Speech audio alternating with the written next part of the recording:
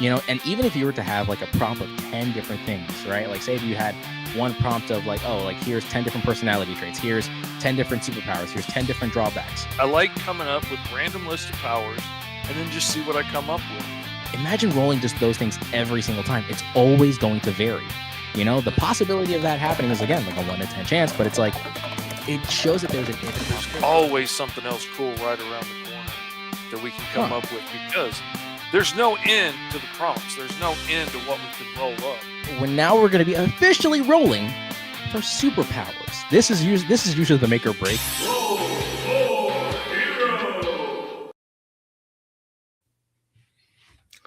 Welcome back, boys and girls, theys and them, children of all ages. It is your ever-loving Uncle Fish back again for Roll for Hero. Super excited to be here. This week, we have got my good buddy Matt Campbell as co-host to help draw along and create some crazy, awesome characters for you.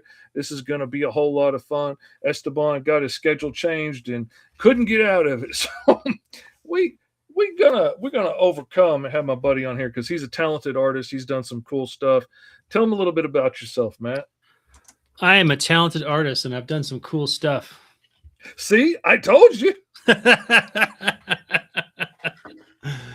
My name is Matt Campbell. I have done some cool stuff. I have worked on a lot of comics. I've done some concept art back in the day. I went to school for animation first, and while I was in school, I ended up getting my foot in the door at some small gaming studios doing concept art. I also did art for trading card games. Some of them were digital games. Some of them were traditional hand cards like Legends of Norath. And then I got more into the illustrative side of book covers. And then that segued me right into comics. I started doing comics for some other projects, a company down in Texas called CCP Comics. And then I started my own comic series called Mythica. There are currently 9 issues of that out, working on the 10th one right now. And I also now teach graphic design. I'm actually making a new course right now called Drawing for Illustrators. And I also have a comic book class that I teach all at a college here in Colorado. So That is awesome, man. That's me in a nutshell. I want to teach. The whole coming up with like official like syllabuses and all that stuff and like actual plans and not just going by the seat of my pants is the part that terrifies me about it. Because I've always been a very seat of my pants kind of guy. I'm with you on that. And as I've been there, the guidelines for, what we have to have prepared in advance so that students can look at it and go, okay, this is going to happen. And then this is going to be due. And they want that more and more and more every semester so that the students feel less stress and things like that. But like you, I'm a very fly by the seat of my pants. Sometimes I'm like, you know what? We're not doing this assignment. I'm throwing it out. We're going to do a new one, and so I really rely on that connection with students. And that's also getting challenging because nowadays they want to go more and more hybrid, more and more online. Yeah. And like, in a way, I was lucky because I went to a very, very small tech school and we had very small classes in the graphic design, 3D design, and animation department. So I got a whole lot of attention from the handful of teachers that I had. I had like the same 2 teachers for almost everything. And I was really blessed to be able to customize, and they could let us focus on the things that we really loved and thrived on and help cater it towards what we were good at and help us excel quickly that way. Instead of like being in a class of like 300 people where, you have to make it something that everybody can digest. And I liked that, but you can't necessarily do that all the time. And I want to customize. I want to be like, okay, what are you good at? Let's help you thrive. But you can't necessarily do that every time. I'd have a hard time. Yeah, and the other thing too is like right now, as I'm building this new class, this is called Drawing for Illustrators, and in my mind, and some of you guys watching might be writers or something. I believe that anyone can learn to draw. It's a skill set, just like learning how to dribble a basketball while running. Hmm. Um, some people have a more natural, apt for it, the same way that they are in sports. But this particular class has a lot of drills and exercises, like what I'm doing now with these warm ups. This is actually like one of their first assignments is to turn in like 3 pages of this, just getting used to controlling the pen. But then as we go on, we get into projects that allow a little bit more creative freedom. You get away from copying some of the masters or doing a observational life drawing, and instead say, all right, now draw something that you want to draw a character, draw something like that. So if this will be my first time with this class, so I don't know if it gets to the point that I feel like the class is doing well, we might have to try something like what we're about to try today. That would be awesome. All right, let's get down to it. I've shown Matt some of the drawings and stuff that we've worked on before. You guys all know what we've been up to. We'll take a quick peek at it real quick. These are some of the guys that we came up with. We started with Jupiter Jack, the Galactic Goliath, and the world's tiniest Titan, Meteor Mandy. When we rolled up the same prompts, and me and Esteban went in two completely different directions with our characters, and I love the way they came out. I missed an episode, and T.S. Luther was on with Esteban, and they rolled up these crazy aliens. And Esteban had this big long list of prompts to go by, and they ended up with like 6 eyes on stalks and 7 tentacles and scaled skin and all this stuff and shapeshifters and all this. And I was driving down the highway, like watching on my phone, commenting as they were doing the show. And as the story kept progressing and they kept talking about, okay, it's a smuggler and they're like in that gray area between good and bad. And, maybe they help Jupiter Jack when it serves them and maybe they're fighting against him. I started thinking of like Huggy Bear from Starsky and Hutch. So I went very like space pimp with mine and came up with various Jive Walker and Dadpole, one of our beloved fans out here. On another show, he yelled out the name Deceptile for one of the characters we were creating, and I was like, oh no, I'm stealing that. That is the name of my alien dude. So Nice. Javarius is the Deceptile. And then we rolled up bad guys. And again, we took the same set of prompts, and I rolled up like the main villain, and he created these henchmen, ant-looking guys. And as we were talking out the story with the fans, we ended up coming up with the fact that like Lord Dominus here used to be one of the people that trained the cosmic cadets that are the heroes, but when he had no more challenges and didn't feel like they were taking things far enough, he ended up going his own way. And then we rolled up Space Reindeer on on the Christmas episode, and that one was a lot of fun. I actually really liked that cover and would love to make a line of like toys out of these guys for a Kickstarter or something. Very Centurion. Great. I was looking at this one earlier today, and I was like, how did you end up with underwater reindeer? Well, it was one of the guys in the comments where like, okay, so they're just like 8 soldiers as I was doing the main guy. And I was like, no, there's 8 captains. Santa has like 8 captains to captain his legions of reindeer soldiers that work for him. And then I started thinking, I was like, yeah, and each one's got a specialty. And one of them is like, ground attack, and one of them is like air assault, and one of them is underwater demolition. And as soon as I said that, I knew I had to draw an underwater reindeer in a scuba suit. And then I started thinking of like all the fun, goofy variations of toys that you would get, like the Batman with the bright blue costume and the skis and the fur-lined cowl and all this nonsense for, like snow attack Batman. And, right. And they're stupid, but I kind of love them. And so I came up with this idea, and once I hit on the like Centurion idea of their armor could, you know, be segmented so you could like add on pieces for whatever they needed. Oh, it was all over with then. What's up, DM Ray? Good to see you, man.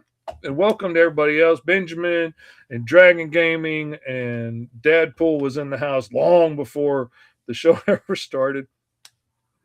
And then last week we rolled up random characters. We each rolled up our own set of prompts. Esteban got a shopkeeper. I got a 1 foot tall robot teddy bear bounty hunter named Mr. Big.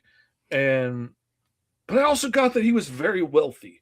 And the more I thought about it, I was like, well, if he's wealthy, he must be pretty successful. And if he's successful and only a foot tall, he's probably managed to parlay his funds into like him being the boss and hiring other people to do most of the dirty work. And so as we talked it out on the show, we ended up coming up with him using his money to hire other droids to be bounty hunters for him.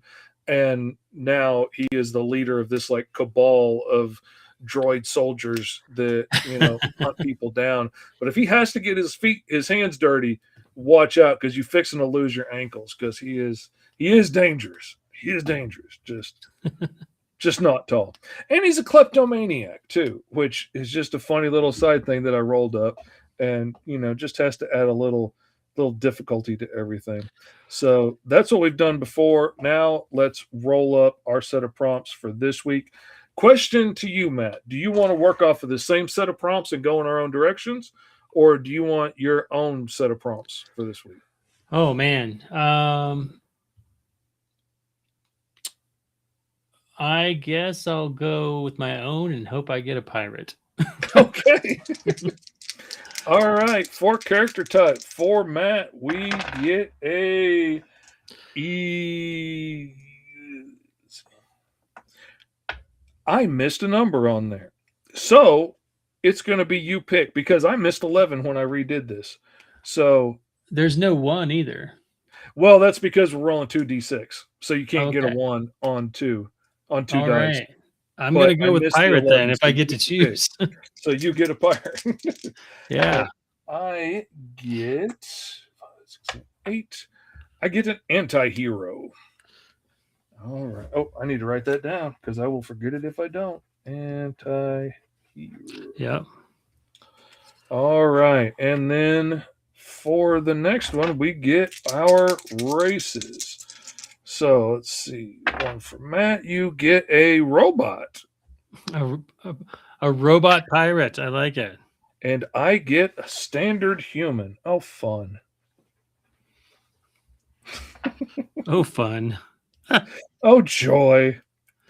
For anybody else out there that might be rolling up something crazy, I'm going to leave the alien stance chart up here for a little while so y'all can check that out.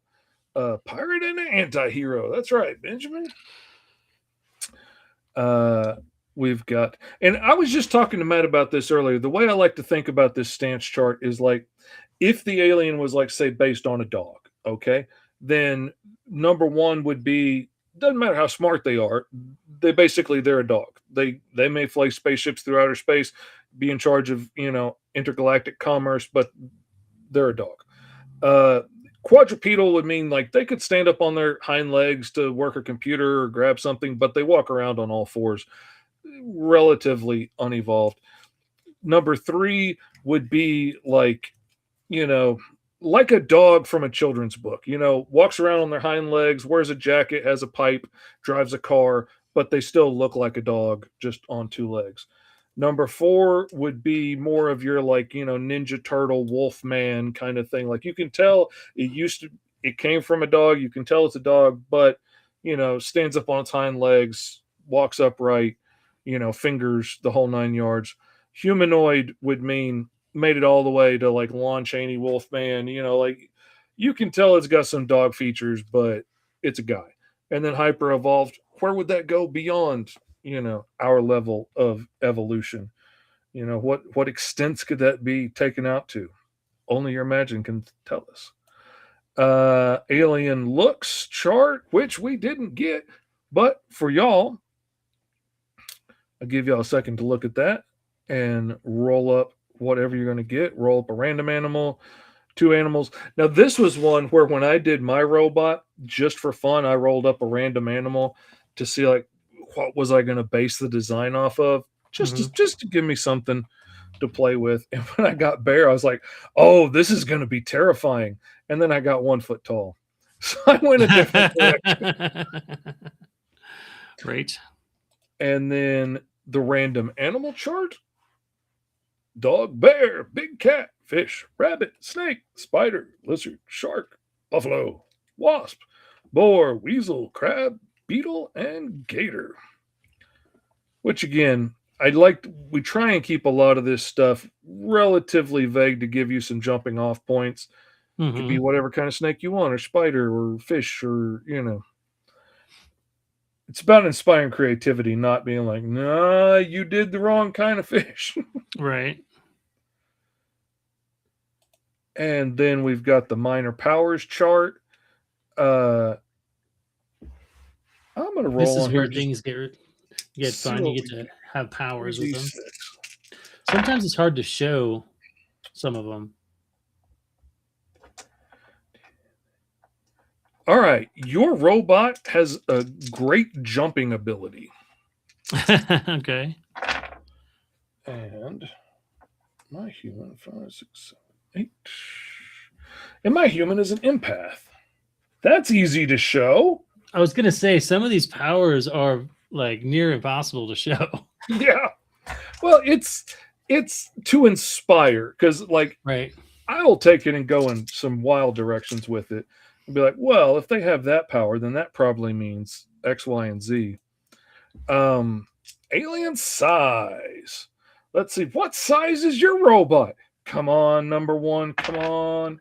Oh, you got 4 feet tall. Okay. So you're towering over my robot. And then Oh, did you get 1 inch I got 1 foot. or 1 For foot? mine. Okay. And So that was then 1 inch. 6. Well, I can't have a kaiju-sized human. That doesn't work. I mean, I attack of rolled the average 50-foot human, woman. so I guess I'm going to go with average human, because kaiju-sized human, we've already got Jupiter Jack. That's kind of redundant. Let's see. Okay, now wealth. Let's see where we are in life. You just need what you can carry. You have just what you can carry on you, which kind of makes sense for a pirate. robot on the move. And I am a very wealthy empathic human anti-hero. Now I'm kind of getting Zorro vibes because, the wealth and all. And now quirks. Let's see. What makes our character interesting and weird? All right. Your robot is a short little conspiracy theorist. And I got that last time. All right. I got 1 minor power, which I already rolled up as empath. So Again, conspiracy theorist is a tough one to show. yeah, it is. It's more inspires. Like, being wealthy doesn't necessarily show either, but it helps. Like, it helps for me to think about, like, Yeah. who is the character? What are they doing because of this? Like, what are they? Do they have a tinfoil hat on all the time? Or, do they always wear their armor because they're worried everybody's out to get them? Or, do they carry a bunch of, like, anti-tracking devices on them and stuff? Or, where does that take them to be? Like I got my little tiny robot bear was a kleptomaniac. And the only thing that really came out of that is that he has a pouch on his belly that opens that he can put the stuff he swipes in. But, he doesn't want to just walk around like, if he steals the ring off your hand when you're shaking hands on a deal, he doesn't want to just wear that on his arm and you can see that he's walking out with your ring on him. So he's got a pouch that opens up that he can drop it in, which doesn't really show in the picture so much other than there's a line there. But, it tells me more about who he is, and it helped inspire his character and help me develop him into an interesting character. Let's see. So is Matthew going to the same thing for his robot pirate? We'll see. We'll see where he ends up with it. Imagine if Matthew's robot pirate works for Mr. Fish's robot mobster. He well could. Or at least be a partner. He might be the one that brings our weapons in. What does he mean by is Matthew going to the same thing for his robot?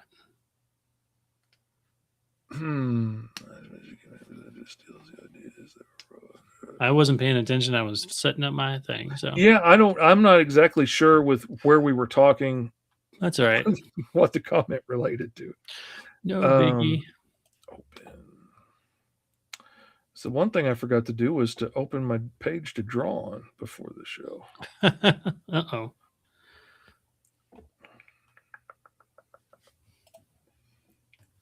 Open.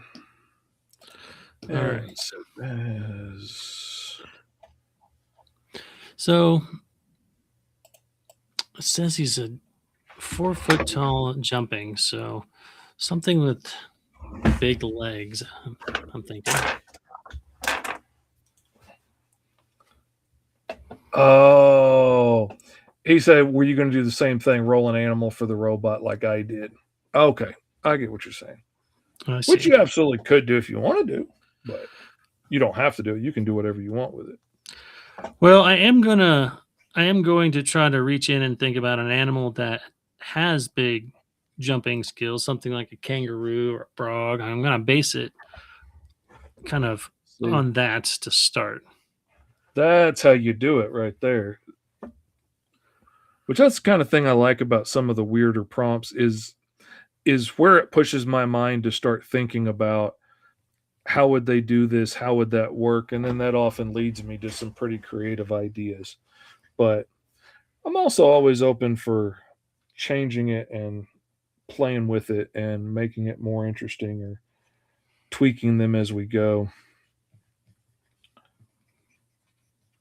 Occasionally you find something that doesn't work or is too complex, like Esteban made up a list for the alien attributes the first time him and TS did it. And if you were using it in, like, say, a role-playing game book to design up a character, that could be, and you've got a bunch of like charts you can roll on to see how many of this and that you're going to roll and get, that would probably be real useful. On a show like this, it was a lot of things to throw into one pot to try and come up with a drawing real quick. And which is one of the things I've liked about the prompts. Because, like, I used to have a real exhaustive list of superpowers, and I would randomly roll up a bunch of those superpowers and then combine that into a character for my art stream and for my TikToks and stuff, and to make my morning warm-up characters. And I had all these super specific powers. And then when Esteban came up with a list for the show, his were a lot vaguer, and I was really surprised. I really enjoyed his being more vague. What is up, Car? Just gonna pop on the show for nothing. Nice. But I loved the fact that his were more open-ended, which inspired me to start going more that direction, because that lets you jump off in any direction you want to. And do you mean the prompts were more open-ended? Yeah. Like, gotcha. Where my prompts would be like, you have what terms was I using? I was using, like, okay, you have, like, you can control or shoot minor cosmic energy, or major cosmic energy, and you could generate minor fire or major fire. I had like all these like specifics for like how much fire can you produce if if we get that power, or how how much ice can you generate, or all of these things, like what kind of intangibility do you have. But just having, like, you have elemental control, you could take that in any direction you want it to be. That could be, you can control the power cosmic, or that could be you're an earthbender, or that could be your iceman and can generate ice and create an ice shield over yourself, or maybe you're Firestar flying around on heat waves. You could take that in whatever direction you wanted it to be. It doesn't mean you have to necessarily control everything unless you think that's fun, but you could take it in any direction you wanted to. And I liked taking those down to simpler, like, or like we would have, like, body weapons or animal powers or something. And then you could take body weapons in any direction. Doesn't necessarily mean you just have claws. Maybe you wanted to focus on the fangs or claws, or you wanted big horns, or you wanted a rhino's armor, or whatever floats your boat.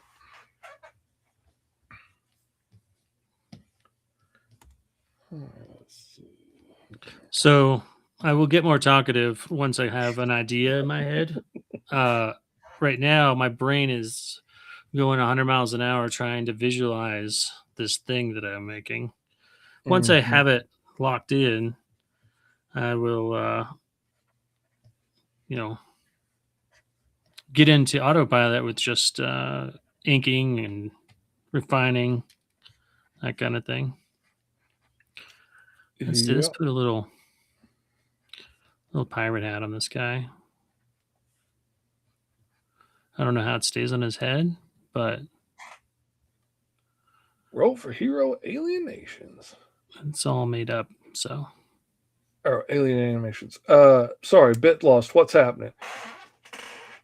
Allen Animations, we are rolling up random characters to fit in the sci-fi universe that we're doing this season. We've come up with a bunch of different characters so far this season. We kind of went with like a 60s retro futuristic sci-fi kind of vibe at the beginning of the season, with our characters Jupiter Jack and Meteor Mandy as superheroes in this world. Let me go back in. I'll show you what we're... And that kind of inspired where we went from there with these old school kind of space ghost style kind of heroes. And then that led us on to doing these alien, like gray area alien bad guys, like maybe they're smugglers and body bounty hunters and whatnot, that are helpful sometimes and working against you other times. And then we came up with this evil Lord Dominus who's trying to destroy the universe and his minions. And then we rolled up Space Reindeer for the Christmas episode, which was a lot of fun. And then last time, the character I rolled up ended up being a 1 foot tall robot teddy bear who is the leader of a guild of droid bounty hunters. And he has become a very wealthy man, paying other people to hunt down bounties for him. So this time, I'm rolling up a human anti-hero, and Matt over here is rolled up a robot pirate with jumping abilities, who's 4 feet tall. Yeah, that's the thing I'm actually little guy trying to get here now. So I'm making the hat a bit oversized to sort of help emphasize that that small stature there. Mm-hmm. And sometimes I've found in concept art, like when you, or if you exaggerate like a lot and then rein it back just a little bit, you can come up with some pretty crazy, fun things. Like here, you can see I'm pushing this hat like really big, just to see like what feels, ridiculous and what feels usable. Like this, something like that size, I feel like I can work with, Oh, that reminds me of a character that we did. Let me see if I can pull it up real quick. when we were on last season, we were rolling up supervillain characters, and let's see, characters, and we rolled up female characters with animal powers and something else in there, but they had animal powers, and then one of the things that we got at the end was their power came from their suit. Mhm. And where Esteban went a much tighter, like lean Iron Man type suit, I went full on mech suit with mine. And as I was playing around with the shapes, trying to figure out like how cat like did I want to make her, I did the Mhm. exact same thing with like the profile of like a cat's head and took it bigger and bigger and bigger until I ended up making it the whole like body of this mech suit, and worked these input jets into her shoulders. Oh, that was it. They had to be able to fly too. So I had the impulse, the intakes for her jet engines on her shoulders, and made those cat ears, and made the joint in the middle from the chest to the hips where it moves the like the mouth of the cat, and put Oh headlights wow. in there for eyes, and ended up with this, crazy cat suit of power armor that she's in. But it came out pretty cool. And that's just taking, a normal shape and kind of blowing it up way past proportion. But it came Yeah, out. that's I I I work with my students a lot, and a lot of my students learn on digital tools. Like they're learning to draw on digital tools. Yeah. And um we do a lot of traditional work to kind of help teach them that some things are helpful when you work in digital, like scaling, like we're just talking about. It's much Hmm. faster to grab a hat and scale it up than it is to erase the whole thing and redraw. Or make a copy of this thing and then change that copy a little bit. And you've Right. always got the original to go back to. You didn't just erase your original one.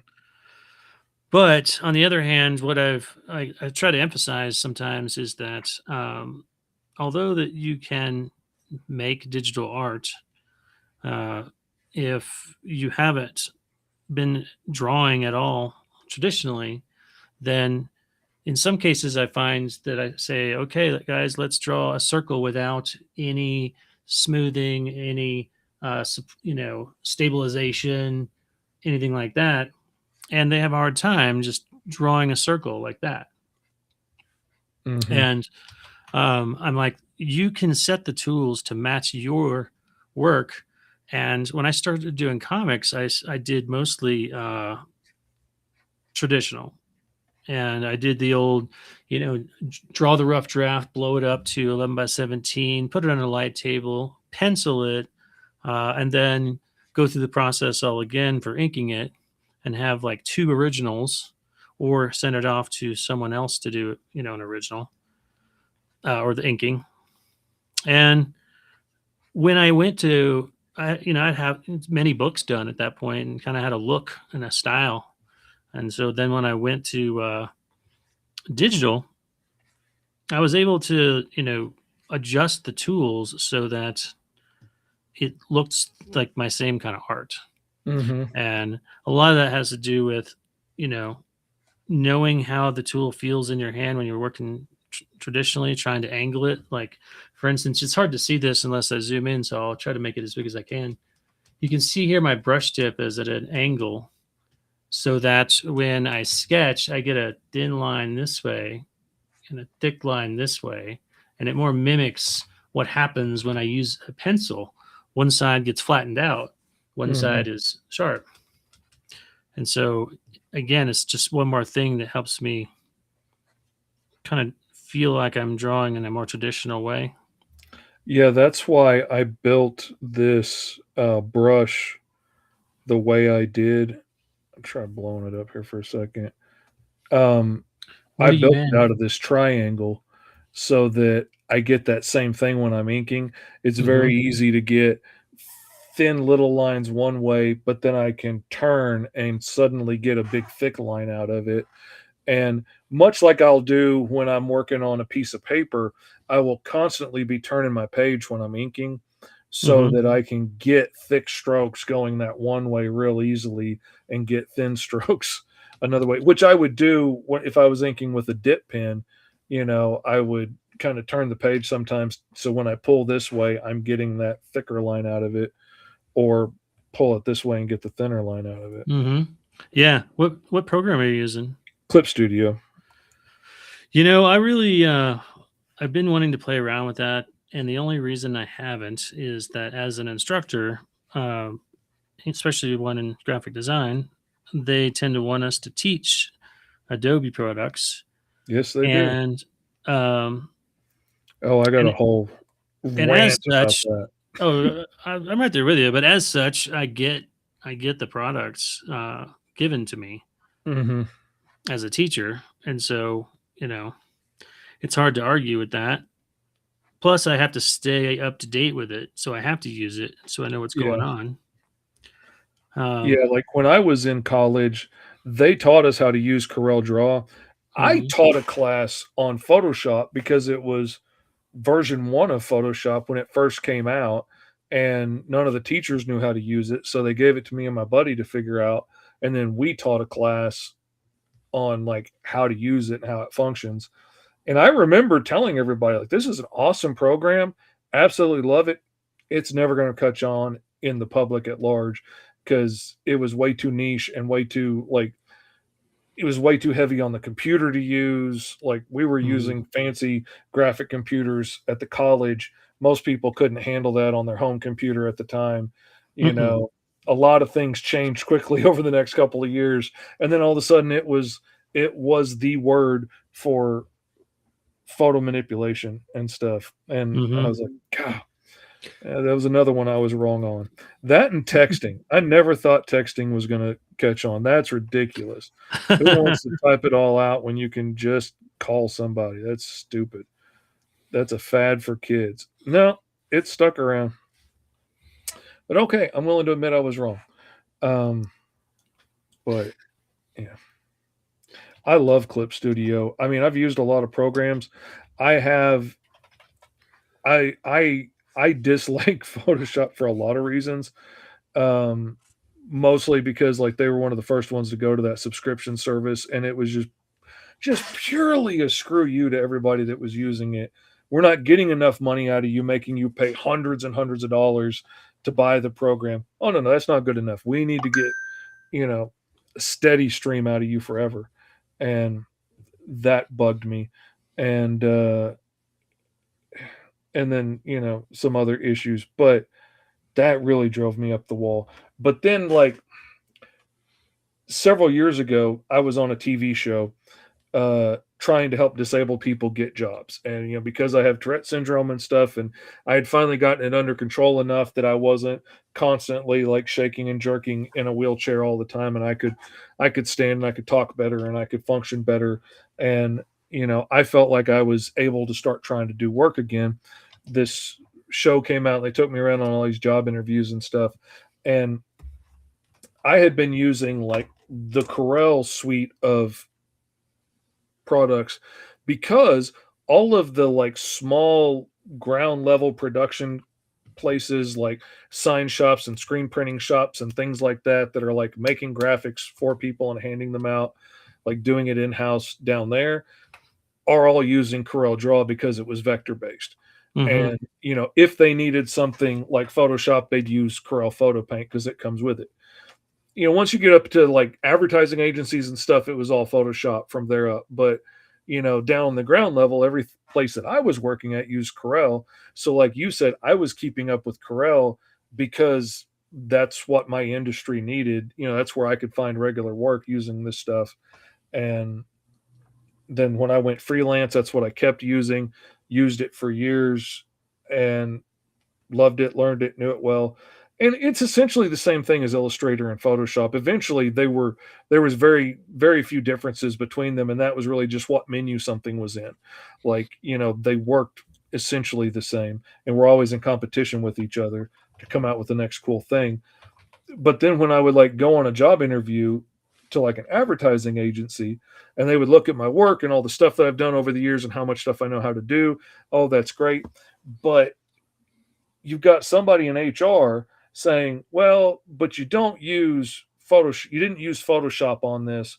So I don't think you can work here because we use Photoshop and you used Corel products or something else. And essentially, it's like you went for a job as a carpenter to a place that builds houses, and they're like, I don't know, we used DeWalt tools over here, and you used Ryobi tools to build that house. And I Right. don't even Right. think you know how to use our drill because ours is yellow and yours is green. They're clearly not compatible, and for somebody who's a carpenter, that's a stupid thing to say because the battery goes in the end, you pull the end, it's a freaking drill. Right. No, they're different colors. The boxes they came in don't look the same. I just don't see how this is going to work. And that drove me up the wall because HR would always be the place where I got stuck, and they wouldn't let me get past that because I hadn't been using Photoshop because I didn't have the money as a disabled guy to pay out for, a monthly subscription to Photoshop, Right. where I already had the entire Corel suite that I had bought a couple of years before, and everything worked great. And it didn't matter how good I was. I didn't use the right program. When I worked in gaming and animation, like you'd learn several programs in college, and then you would go in to go work at a place and they don't use that program. They're using some proprietary program. And what I learned is that most art directors that are looking to hire somebody will say, if we see you've got the skills and the talent and like know how to create things like that, then we can afford to teach you how our program works. Mm-hmm. Knowing a particular program doesn't necessarily make you good, though. Oh no. So like they were pretty, willing. Like Pixar, like they had their own programs and everything. When you made a file, it ended in a .pxr file. That's wild. And so you wouldn't be using a program that you'd ever seen before. Mm-hmm. God, I can't imagine having that much money to throw around to get your own stuff developed. But when you're working on the cutting edge like that, you're going to be the ones that develop it because nobody else is doing what you're doing. Right. All right. So now I got a foundational drawing. I'm going to do a second one here to put him in more of an action pose, I think.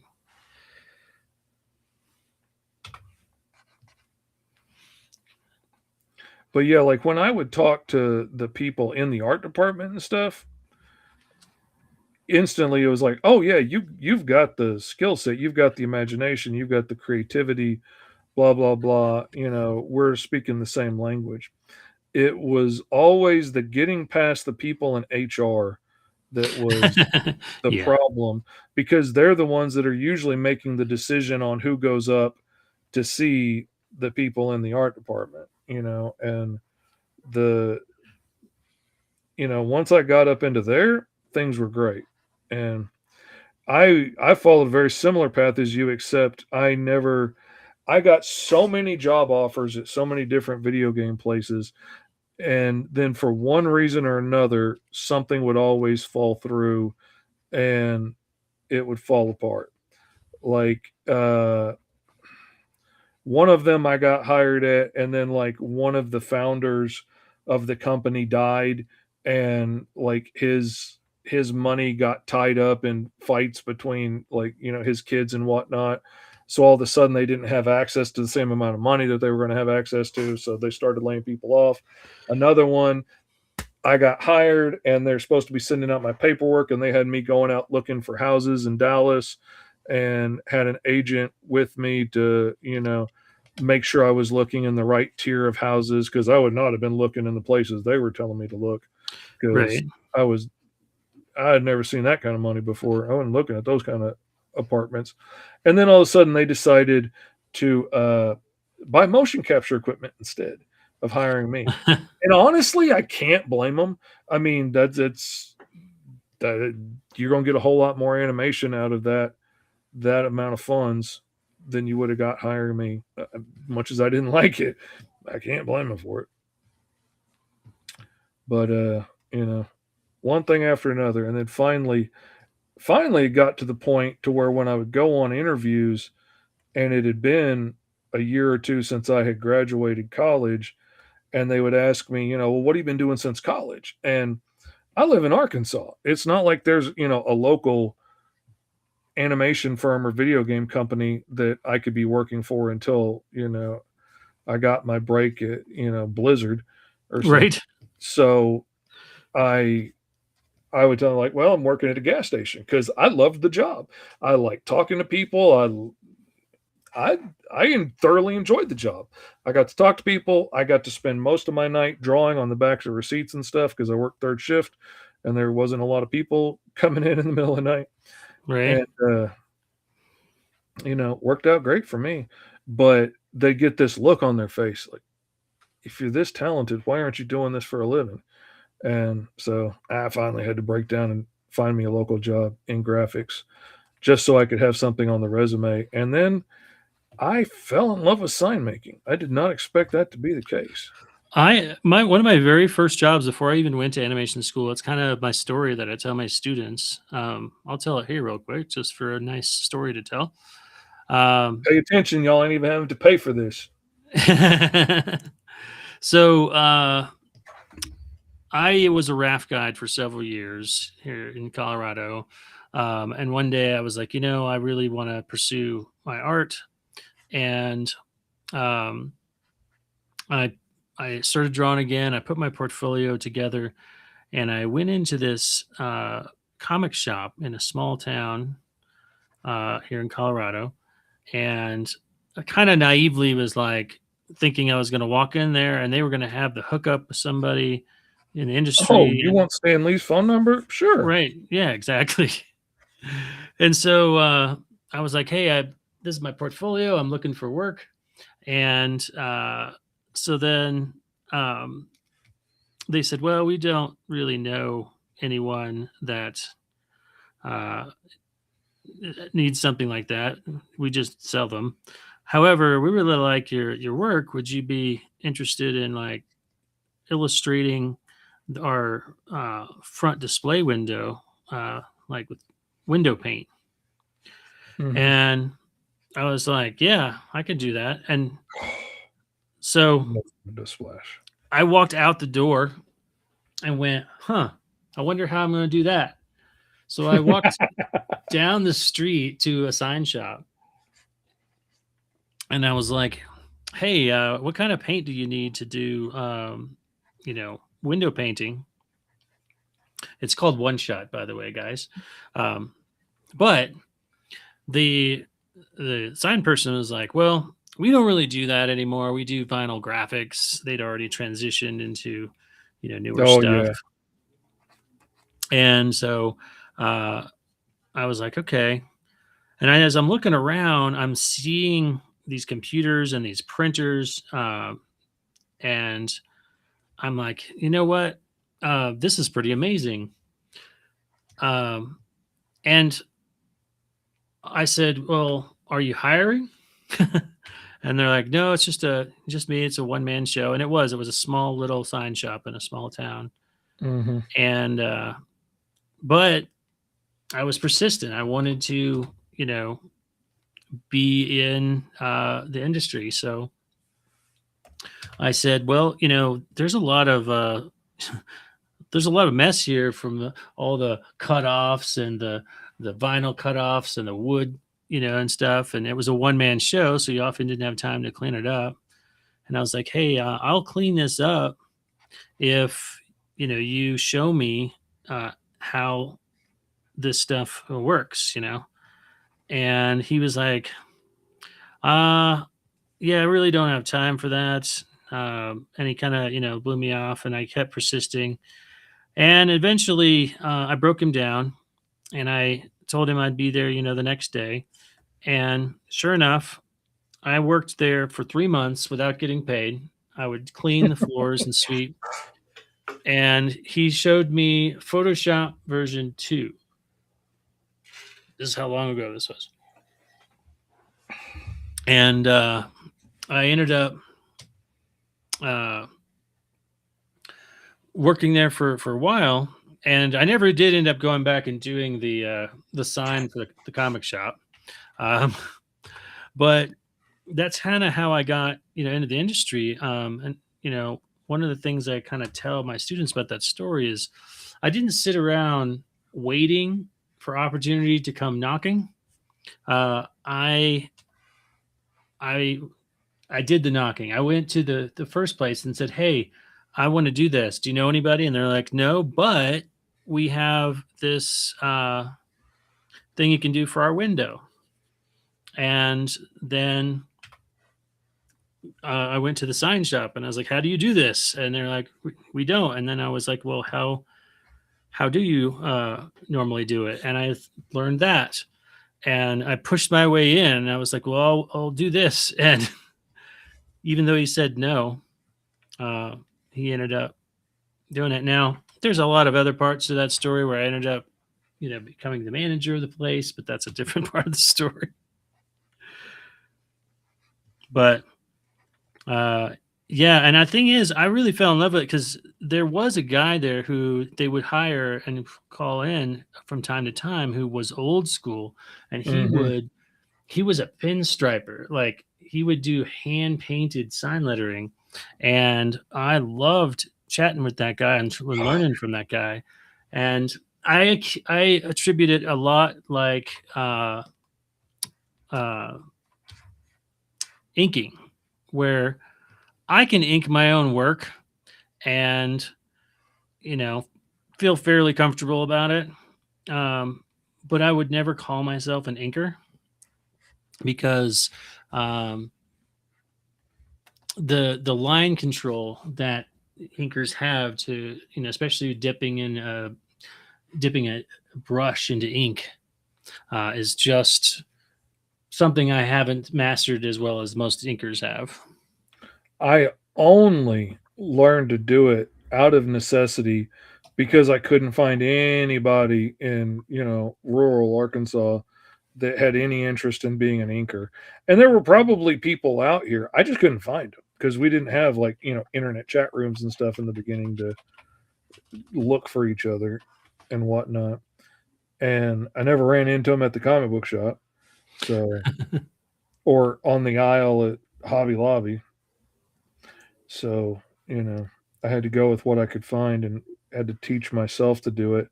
But I feel the same way with colors.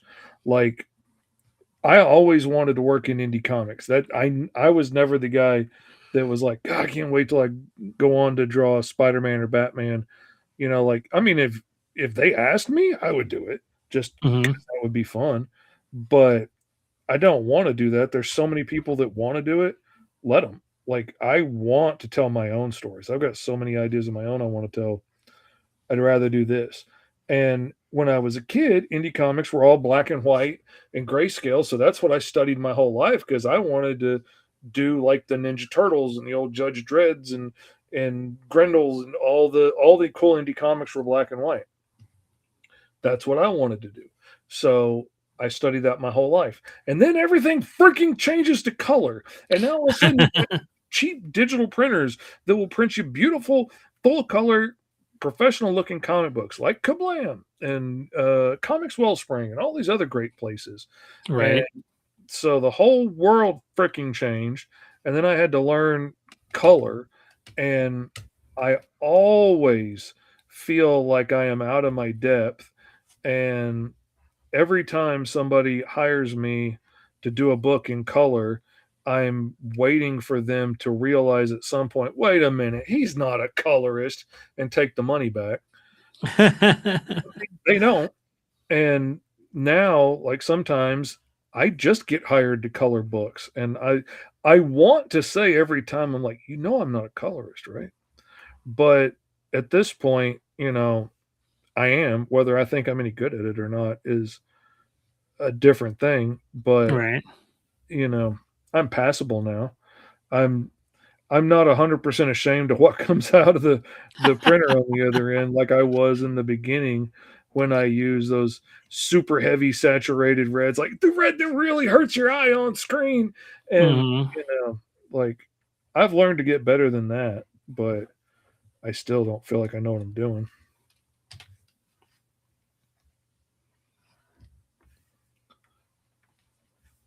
But then Dadpool comes along and buys all my books. So That's always nice. I'm good enough for Dadpool. And Right. that's my mark. Uh, Deadpool says, I'm struggling so bad with the rabbit shark humanoid that wall crawls and is a hero. Rabbit shark, crawling on the walls like a rabbit sharks. I want to draw that now. That sounds fun. Man.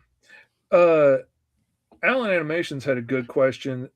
Speaking of programs, he's looking at going to university for art and was asking which program. Let's see, I'll get down to the bottom so I can read it over here. What would be your best advice for portfolio making for the highest chance of acceptance to these various colleges? Well, I mean, here's what I found when I went to art school. The reason I chose the art school that I did is because they weren't impressed by my portfolio. When I went in to show my portfolio to the first couple of schools, they really were only interested in getting me in my butt in the seat and getting my money. And Mm, unfortunately, that's what most schools are set, especially private schools, are set up like. Um, so, be wary of when they fawn over your portfolio. They're y'all need to like, be taking notes. they're like, oh, this is so good. You're going to do so great here and blah, blah, blah. Well, then why do I need you? That would be my answer. And that is such a toxic stance to take with a student because I went to a very small school and admittedly I was probably the best artist they had come through that school in years. And I was head and shoulders above, literally and figuratively, above everybody else in my class at that school. And so they were so excited when they would see the stuff I did with the programs they were teaching me and how far I took it from the tutorials that they were reading out of the book, and then I would take it crazy far and do stuff that the computers weren't supposed to do yet. And I did kill a couple computers, I admit. I pushed stuff way too hard.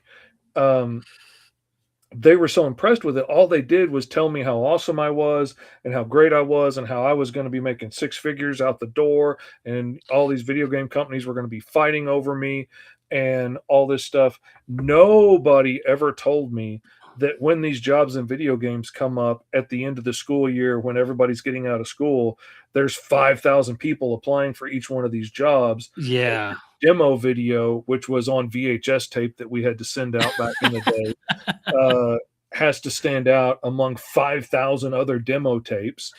And Right.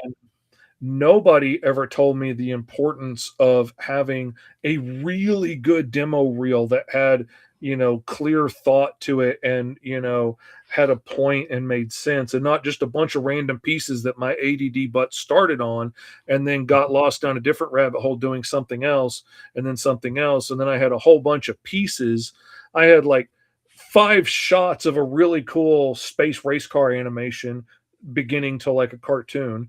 And then I had a few shots of this wooden armature guy flying through outer space in a jetpack, dodging all these traps. And I had a couple of shots of these figures walking down hallways, but it was a whole bunch of stuff that I started on. And then I got lost down a new idea. And all they could do was just keep fanning me on, saying how awesome I was, and not sit me down and say, dude, you have to have a finished portfolio. Like you have to have a good demo tape. It doesn't matter how talented you are if you can't show that to the people that are Hmm. doing the hiring. And Right. so I'm sending them really cool scraps and got lots of job interviews and stuff, but never made it across that threshold because nobody just sat me down and said, dude, you need to do this to get a job. Right. This is what it's going to take to get hired in the door instead of how cool I am and how amazing my creativity is. And I would have paid twice as much if somebody would have just kicked me in the butt and sat me down and told me what it takes to actually get a job. Hmm. Yeah, I was very fortunate. I had an instructor who, um, he taught at this art school, but he was previously a drill instructor, and I still use some of his tactics in my class today. For the students that are like really feeling like I'm just going to go to art school because it'll be easy.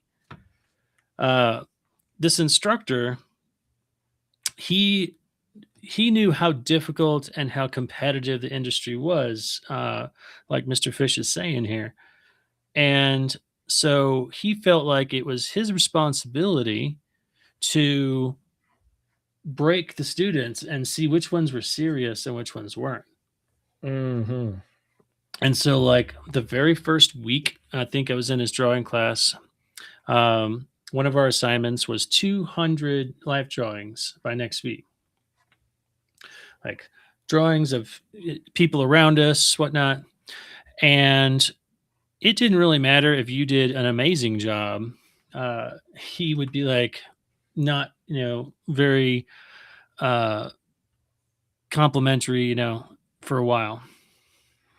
But then after the first couple semesters, he would, if he felt like you were going to stick around and you were really committed, then he would bend over backwards for you. He personally drove me to some of these gaming studios where he knew that there were former students, and he ended up like introducing me and getting my foot in the door at some of these places. Um, That's awesome. so, but he one of the things that he would do is that he would give you these assignments that would require a lot of time and effort. He didn't really care how good they were. It was, did you even attempt to try it? And Mm, if you came into class and you're like, oh well, this happened and this happened, he wouldn't sit there and be like, try to explain to you why it's important that you do this. He just put a McDonald's application on your desk. And he's like, that's the maybe thing, you're man. not I suited for this. wish I had gone to his class because he probably would have kicked my ass. But I needed my ass kicked because nobody around me was willing to tell me the truth because, you know, people act like being able to draw is magical or something, and It's everybody not. was fascinated by what I did and would tell me how rich I was going to be someday, and they're telling me how they're going to save every scrap of notebook paper I ever drew on so they can be rich someday selling it. And nobody ever was like, dude, you need to work on your proportions, man. Your hands are way too big. And why is Right. everybody's crotches so bulgy, man? Nobody told me that. It took one guy to break down and tell me that. And I was like, oh, dang, they are. Yep. And I remember. I remember that's something else. You learn in the comic book industry. If you go to a convention now, nowadays they don't have as many artists that look at portfolios as they used to. no. But when I used to go a lot, there were a lot of artists, and you could take your work to them. And I remember going to see Neil Adams, and hopefully most of you guys know who Neil Adams is, but uh, I would and hope he, so, I but would hope so too. And me and this other artist named Errol C, who's also a good artist, he was with me, and we both were decided we're going to go show our portfolio to Neil because it was like before the show. And we walk up to him, and I ask him, and he's like, can I show you my portfolio and get your feedback?" And he goes, "Yeah, as long as you don't mind, I tell you it's crap." This is before he looked at it. Like he was anticipating it. And one of the things that I tell my students that I learned when I was there over those years is like, when someone of authority, someone who has put in the time, has the skills, is telling you something, that hurts to hear. Yeah. Like your work's not good enough. Your work's crap. Um, don't argue. Don't make reasons why it's not as good as it should be. That's what most people do. They kind of default to, Oh yeah. The well, excuse. I was tired that day and I didn't have my best or whatever, you know. But instead, the thing to do is be like, okay, I hear you. Why? Why is it bad? Why is it not good enough? What is it that I need to work on? And if you can do that, most people that you're showing your stuff to will immediately have more respect that you might have a chance at this Mm-hmm. if 'cause they believe that you're willing to listen and see what people are saying. So um, that's something I learned is you gotta kind of get a tough skin going. That's the best advice I ever got at a con. I I was still in a wheelchair at the time, and I took the best little mini comics I had done for our church for like free giveaways that we would like put in the feeding backpacks and stuff. Just that would have a little superhero story with these cosmic church kids going around saving the day and Hmm. acting out some little Bible verse, and it was just a fun little thing, have some puzzles and stuff in it, and encourage them to come check out the church if they wanted to. And I was knocking these things out in a week, these little 8-page ash can comics, and printing them on the church Xerox machine, and we'd send them out each week in the backpacks. I took the best one of those that I had and something I had done for a client and took it up there. And Eric Larson was at the con, and it was still in our little like public library, which I think that year was the year that kind of was the death sentence for our con. Because the next year it went on to a convention center and got real big, but Hmm. we never got quite as big names as we did that time. Like Scotty Young was there, and Hmm. all kinds of people were there. And I think everybody went back to the comics world and was like, yeah, don't do the Conway Con. It's too small. And next Oh year it no. blew up into something bigger, but we never got as big a names back again. But that's beside the point. I took my work to Eric Larson. I showed it to him, and I'm standing there waiting for my praise. And he proceeded to very politely tell me it sucked. And he went down a list of reasons that it sucked. And I started to make, set excuses like, well, but you don't understand. This client was a jerk and blah, blah, blah. Right, right, And right. I only had a week to turn this whole 8-page mini comic around and print it and produce it. And he was like, none of the excuses matter. You are not going to be standing over the reader's shoulder making excuses about how long you had or how much money Right. they paid or how big a jerk this guy was. All they're going to see is your work and your name. That's the quality work you do. That's it. That's all they have to go by. It has to be your best work or don't do it. Right. And I was so pissed off at him, and I left. And I was like, "Who the hell does this guy think he is anyway? He freaking draws a savage dragon. Looks like crap. I wouldn't want to draw like that." And it just ate at me.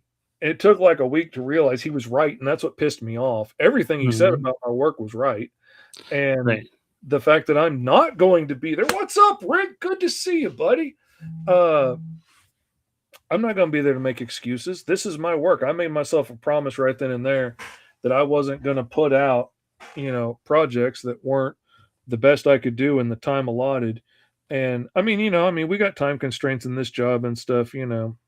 Sometimes I might would have liked to have taken another pass at that one face on that one page, but Mhm. I also pride myself on hitting deadlines. And so sometimes, you know, you got to do what you got to do. But I always try and put out the best work.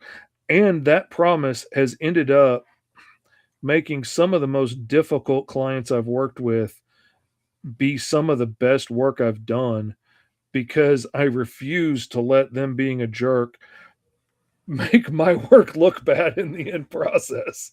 Right. And so I've worked even harder to make all the crazy stuff that they overpromised look good. And it's gotten me a lot of jobs.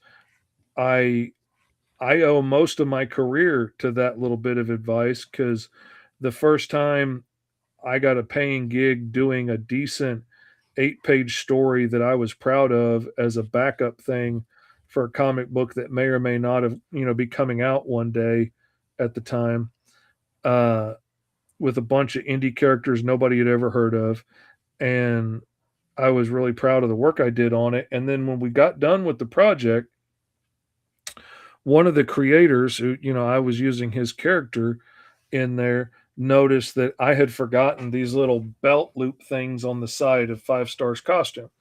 And I looked and it's missing on the whole thing. I looked at the reference photos. They're clearly there in all the reference photos. I just missed it somewhere along the way and didn't draw them in.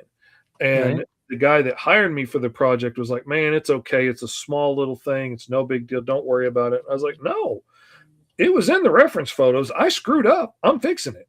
And so I went back on every panel on all 8 pages and I drew those belt loops in and colored them and highlighted them and shadowed them and made them fit right in with the rest of everything else.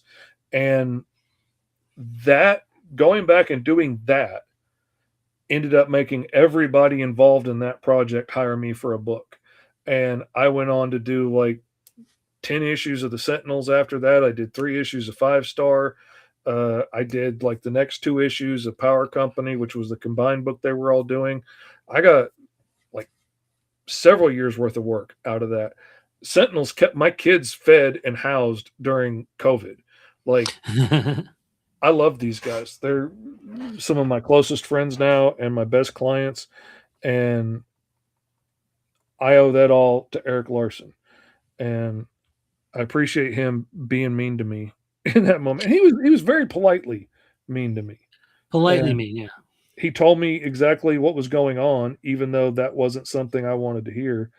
And I wish we did more of that in the right way.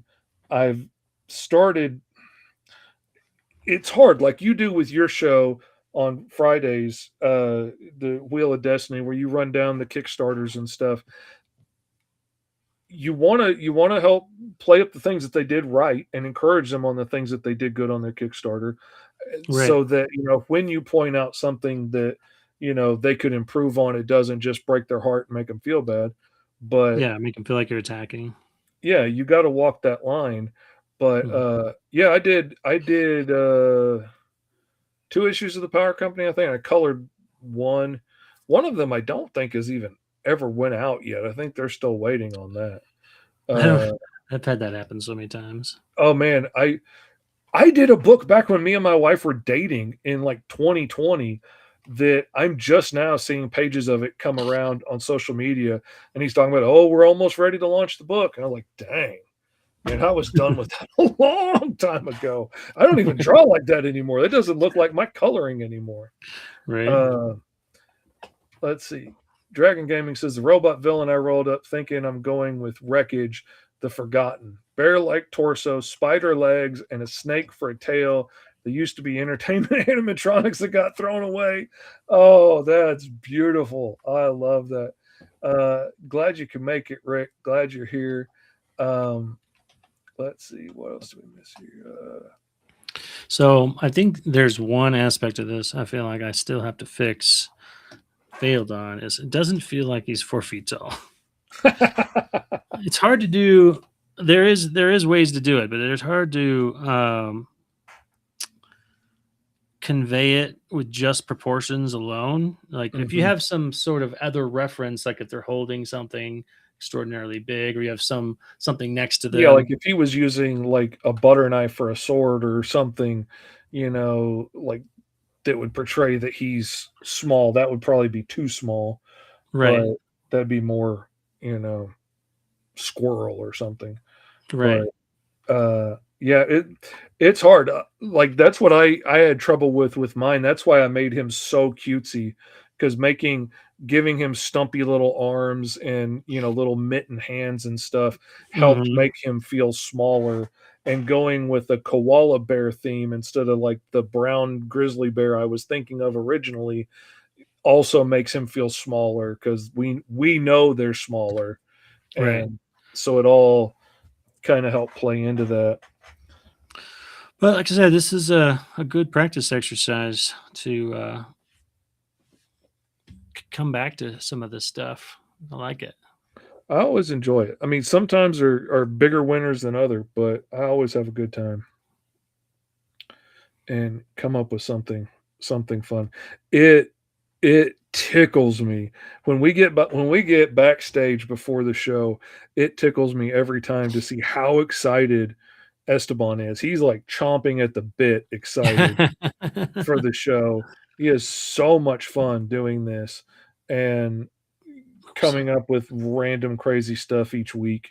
And that makes me so happy because it's funny we both like had this idea at the same time, and I had been doing it basically by myself for a long time, but I wanted to make it a show where we could bring on guests and stuff and get a bunch of us together and all like roll the same, try and draw up the same prompt and see like how various superheroes we come up with or whatever. Hmm. And just to show like the crazy different ways we can take the same idea. And to find somebody else that was interested that can keep up because not everybody that can draw can do this quickly, and Yeah. which is a whole other thing. And and then not everybody that can do that is willing or good on camera, which is a whole other thing. Yep. Yeah, and that's how I am with my comics and concept art, pretty much both, is that while I am kind of in the process of figuring out the panels that I'm going to be using, the angles, the design of the characters or whatever, that's my kind of lock in alone time usually. Use a banana for scale. He Ah, I'm pirate of the good ship. said he was 4 feet, not 4 inches. Yeah. Let's see. If he's 4 feet, banana would be like something like that. Sorry, the Alan cat walked right in front Animation of me. Beth. So hypothetically, if I showed you what I have so far for my animation and art portfolio, would you politely tell me if it's crap? Well, something Even else you want to even if it was, remember. that doesn't mean you shouldn't go to school, because they could help you get to where you want to go, maybe. But then also there's the that's the thing. Like everybody says like chase your dreams, but like, I would love to be taking the stage to, and have concert halls just packed full of people wanting to listen to me, sing, I don't know, stupid country music parodies or something. But that would be a lot of fun. Nobody is going to pay money to listen to me sing. Like nobody's doing that. I could work for a really long time and still not get to the point people are going to pay me to do it. Maybe people let me do it for free, but they're not going to pay me to do it. And that's okay. What I want to do and what I'm good at doesn't necessarily hit the same circles in the Venn diagram in that point. When it comes to comic books, my storytelling skills and my art abilities and stuff overlap very much with what I'm best at and what I love to do. So I'm fortunate in that regard. You know, there's a whole lot of people that, want to be writers, but either have not learned how to be a very good writer or, more often than not, what I see is people really want to be a writer and think they're a writer, but haven't put in any effort to learn the skills to do it right. Just think, Right. well, I've read a lot of comics, so obviously I can write them, and are not very good writers. And you know, and there's a lot of people that really, really want to be a comic book artist, but then don't want to like put in the effort and all the hard work to learn how to do it and do it well, or put in all the effort. This is a grind of a job. Hmm. That's I see that so often. People, you know, young people Trying to work especially around my cat right now. that want to do this as a job. They've always dreamed of doing this for a job. And then, and they take on some gig for ridiculously low prices just to get their foot in the door and then realize very quickly what a tremendous slog this job is and realize it's not a lot of fun and then like bail and ghost them with them, take the money and leave, and ruin their reputation and whatnot. And it's hard. This is not for the faint of heart. Something I would go back to adding to Alan Animation's question, though, is when it comes to your portfolio and your, whether it's a reel or your portfolio, it depends on who you're making it for. Because if you're making it for a school to accept you and say, hey, we want to, have you at the school, you don't really need much. You just have to show that you're committed to art and committed to working, and that they know that you're serious about pursuing this thing. And it's not like you just decided this yesterday and you never really have had any drawing practice. You know what would be fun? Being an animator. Yeah, and there was a lot of students in my school that were like that, and I still get students today that are like that sometimes. And so when it comes to just showing your portfolio to a school, that's most of the time, what they're looking for. Now, if you're going to a specialty school, like let's say you want to go to a school that's just for concept art, then the bar might be a little bit higher. They might be looking for someone who has put in a lot more effort, right? But even then, they're not looking for your, like your work to be stellar. They're looking for, have you shown a commitment to this being your career path, and you're going to be there to learn. When you go to send your portfolio to get a job, that's a different story. At that point, they're looking to see, do you have ideas? Are you going to be a valuable asset to the team? Even if you don't know the same programs as they do, or you're working a different way, you still understand how squash and stretch works. You still understand how animation works, and you've come up with some unique creative ways of doing that. And they look at it and they go, that looks like something that would work well, on our project or for our team. We should get this guy or gal. This looks like somebody we could put to work.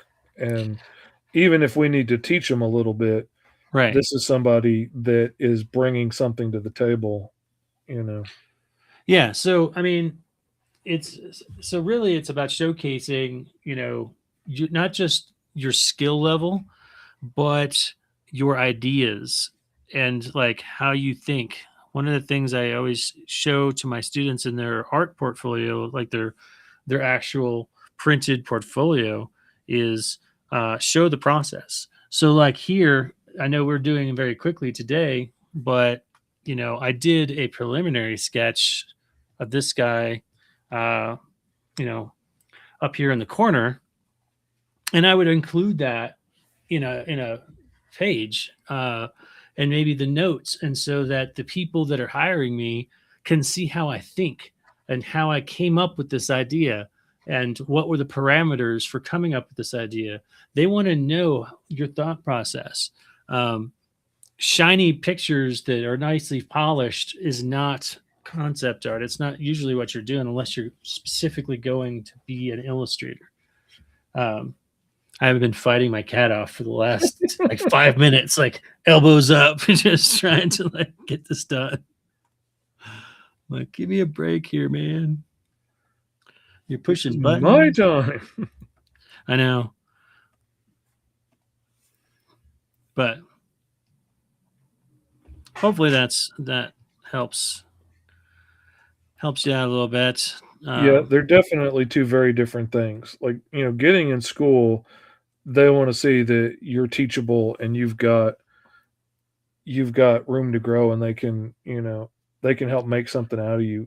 When you're looking for a job, they're wanting to see that, you can do what they need you to do, or at least you have the skill set for them to be able to get you there quickly not have to be, they're not a college looking to train you. They're looking for somebody they can put to work. Yeah. I'm going to make this buckle of his just extra big as well. There So you that, go. that helps a little bit.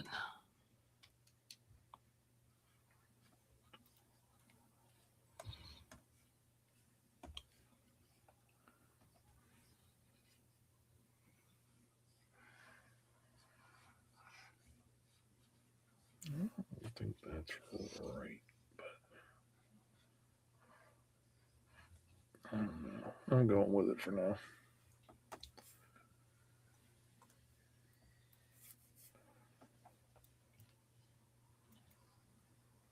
Let's see. So for the pirate, I can see him saying, "Welcome to the skeleton crew. For your initiation, take off your skin. Take off your skin and prove you're not an organic. Yar." Yar. I like it. Alan asks, "Is CalArts a scam?" Let me rephrase myself. Is CalArts worth the $50K a year? Those are CalArts, two different questions. yeah, there are two different questions. CalArts is known to be a good school. They have been around for a while. And one thing about school that most of these institutions is going to give you is connections. So if you go to CalArts, you're not just paying for uh, the education, you're paying for their contacts at places like Mm-hmm. Universal and LucasArts and stuff because they're down the road, you know, and they do internships at those places and they know people there that went to school there, the alumni, and so that's kind of partly what you're paying for in those schools. So I would say yeah, that's a good legitimate school. Um, One of the things that you want to watch for with school, and I tell my students this too, is that I'll give you a story. Like where I went to school, it was a degree program. We were getting a bachelor's in animation, and as such, um, you do. I took like 13 animation classes, but you also take English and Spanish and math and all the other things required to get a bachelor's. And because it was a media arts and animation degree, there's also other types of design things like Illustrator and web design and all this stuff. And what you end up with if you go to those schools is that you're like mediocrely good at a lot of things, but not really good at anything. Mm-hmm.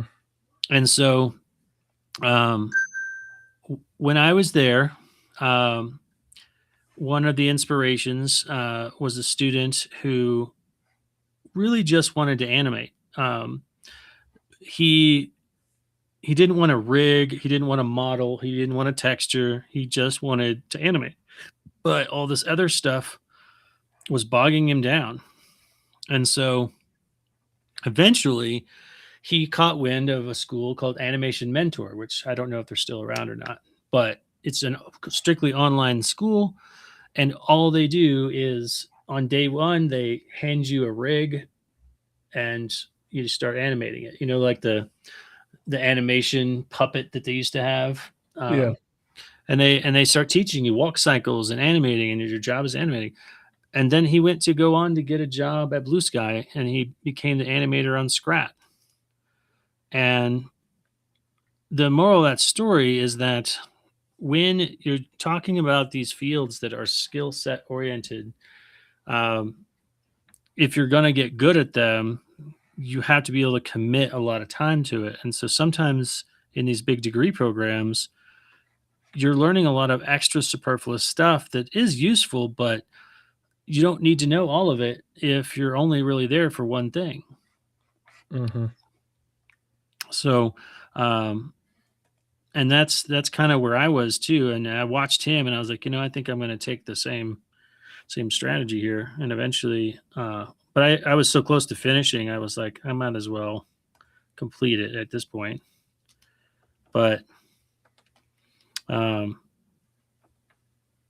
you know, there's just so much to learn about in any particular, program. It's kind of like with comics. I tell the students, you know, yes, you can learn to color, you can learn to ink, you can learn to be a page layout artist. But if you try to do them all, you're not going to be as good as an inker. You're not going to be as good as a colorist. You're not going to be as good as a pencil layout artist because you're trying to do them all. Yeah. If you just I mean, focus on one and get good at that first, then oh you can yeah, start if slowly I expanding. just focused on one thing, like if I would just focused on penciling, I would be a much better penciler than I am now. Like Right. trying to do it all has made me a very solid mid-tier artist. I'm not spectacular at anything. I don't need to be spectacular. I just need to be able to work. So that's what I'm shooting for. And Right. I'm solidly there. I can do the work and I can hit the deadlines. I'm not going to have people drooling over that one page that I did that one time, and nobody's going to teach a class on, my panel layouts. But I hit deadlines and I'm okay with that. But I wish I could have just focused on like penciling. If I could have felt like I had that freedom, I would have been super Mhm. excited. He asks, "What website do you guys use to roll or pick the character?" We've actually been making up our own set of prompts. You can look up hashtag roll for hero, ROLL number 4 HERO on Instagram, Facebook, YouTube, and you should find some of the different prompts that I've posted. I just posted a new set of prompts today, I think, on Instagram that was this list that I'm using here today. But yeah, you can find them there. And there's also, I think, a link in the description to the YouTube video that'll take you back to like the original one. I need to update that because I copy and paste a lot of that. Uh, Mhm. let's see. Do you ever want to work at Marvel or DC? I'm indifferent. I don't really want to myself. The only thing I would really want to do, that I would really love to do, would be if I could get like, say, a 4 or 6 shot book on like a really obscure villain or something. Like if I could get a 6 shot run on Stiltman or something, I would freaking go nuts for that. Or the Ringer from Spider-Man, who's my favorite obscure villain, whose really only appearances are him wanting to quit and get his butt kicked. Um, I I love the most obscure villains, Porcupine Man.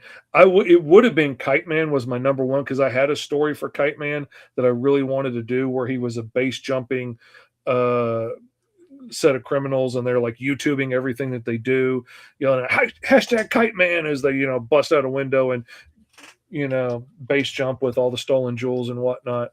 But now Kite Man's gotten a resurgence and he's got his own thing. So now he's popular and that takes all the fun out of it. Benjamin says, "Well, the robot that Matthew designed is freaky." Freaky. Dragon Gaming says, "All I ever draw with was pencil, paper, and markers," which is absolutely, absolutely wonderful. I was Yeah. just saying earlier, I kind of have thought about it would be fun to go back to doing these traditionally, just to be able to have like a finished piece of physical artwork at the end that we could like drop in the mail to somebody in the comments or something. Mhm. Like Mhm. my son follows a guy on Instagram that does these live streams and then mails them out to people in the audience. And Bear's gotten 2 of the pages of drawings that he did on 2 different live streams. And he was so excited when they came in. The thought of being able to send that kind of excitement out to somebody else, that brings me Yeah. joy right there. I want to do that. Well, I think had I like just been sitting down with you and you said, "Hey, let's do this thing," I definitely would have grabbed my pencil and paper. But because I knew we were going to be doing this broadcast, I I didn't really want to try to figure out how to set up my phone and all that stuff. But yeah, I also enjoy the traditional a lot more. It I've never only really quite started feels doing right. more of it going on like SketchUp with Mog and Mel, where we like draw things on stream and people in the audience bid for it, and then we, ship it out to them and things like that, which is a fun show to go on because you always going to make some money. Um, that has got me doing more traditional work again, and I really enjoy it. But at the same time, with my Tourette's and my shaking and tremors and stuff, boy, I got to time that just right. And their show being at 9 o'clock at night Boy. has been rough more than once on me. And the last like two times I was on, I had to leave early because I got to shaking too bad, or Oh, that got to where I sucks. couldn't talk anymore. And it's kind of hard to be on a talk show if you can't talk. Right.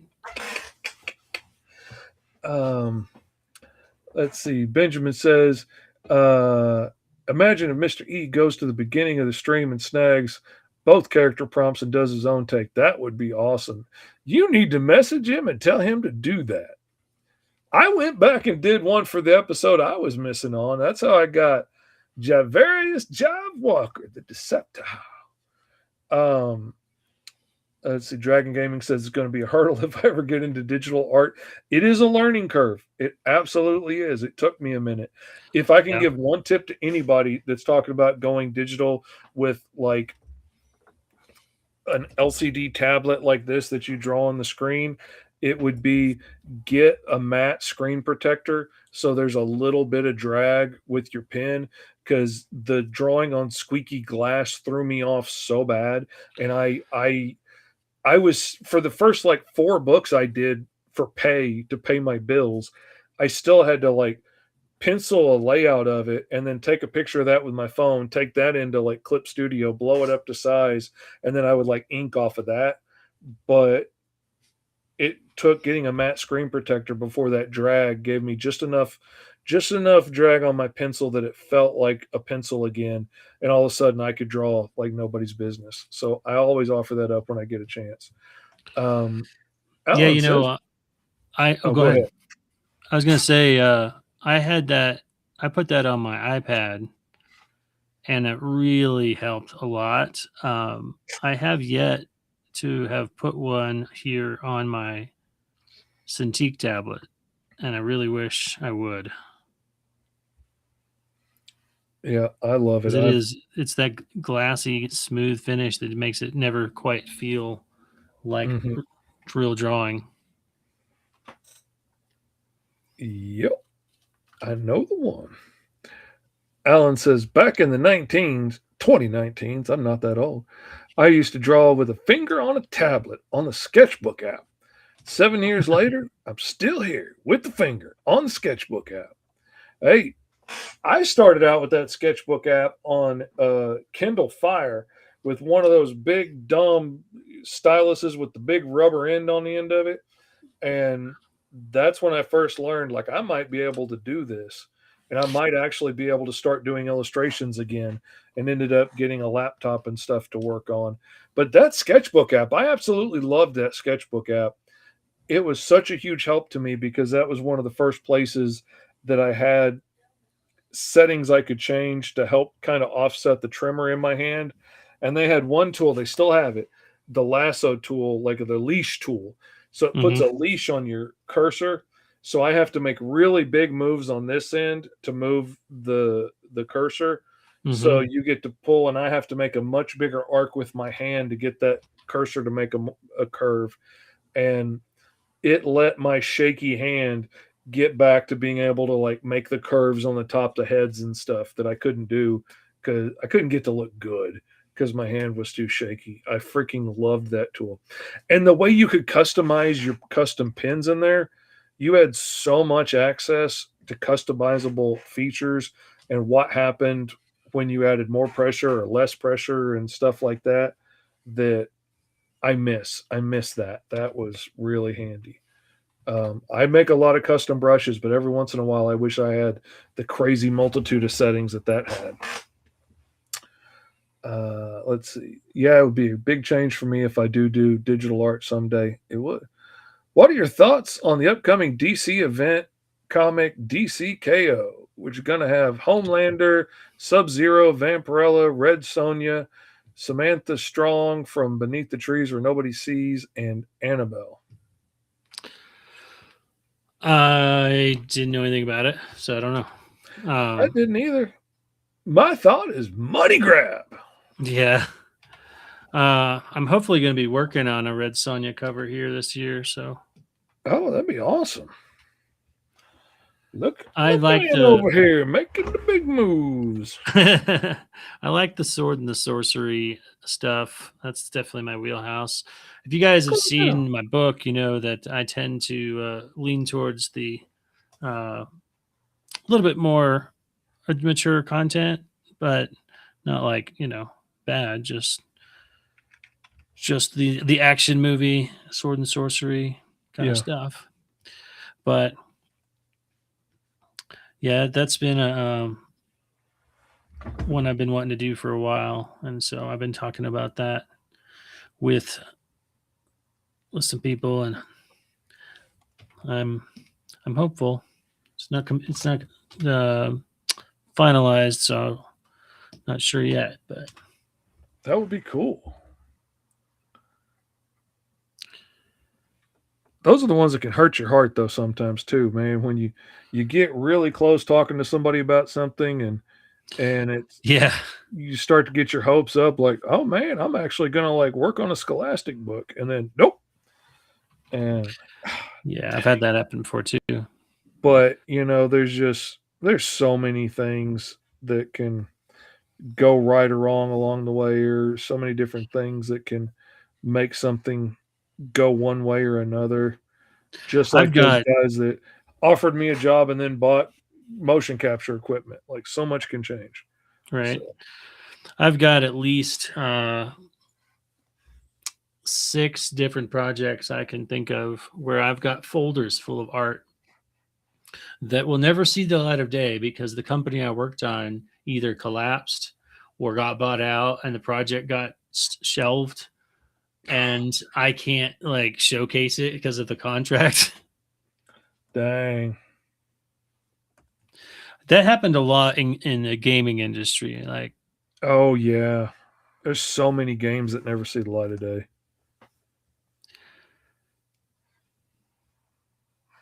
So many.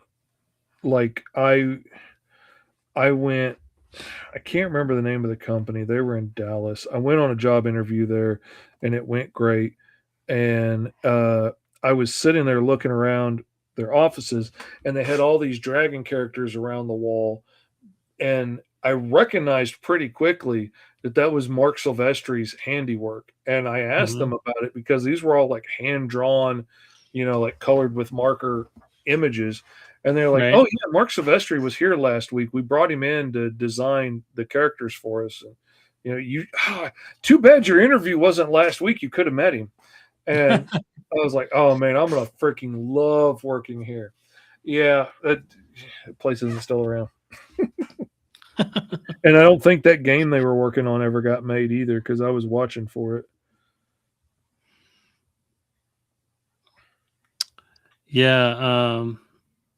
What's his name? Joe Madureira worked on a company down in Austin for a video game called Darksiders. And a bunch of people I know ended up, working on that.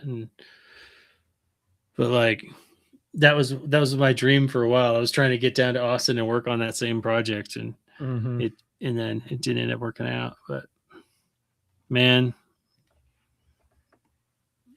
that guy, he's been all over the place, from comics to video games. Hi, Sam. You're making this much more difficult than it needs to be.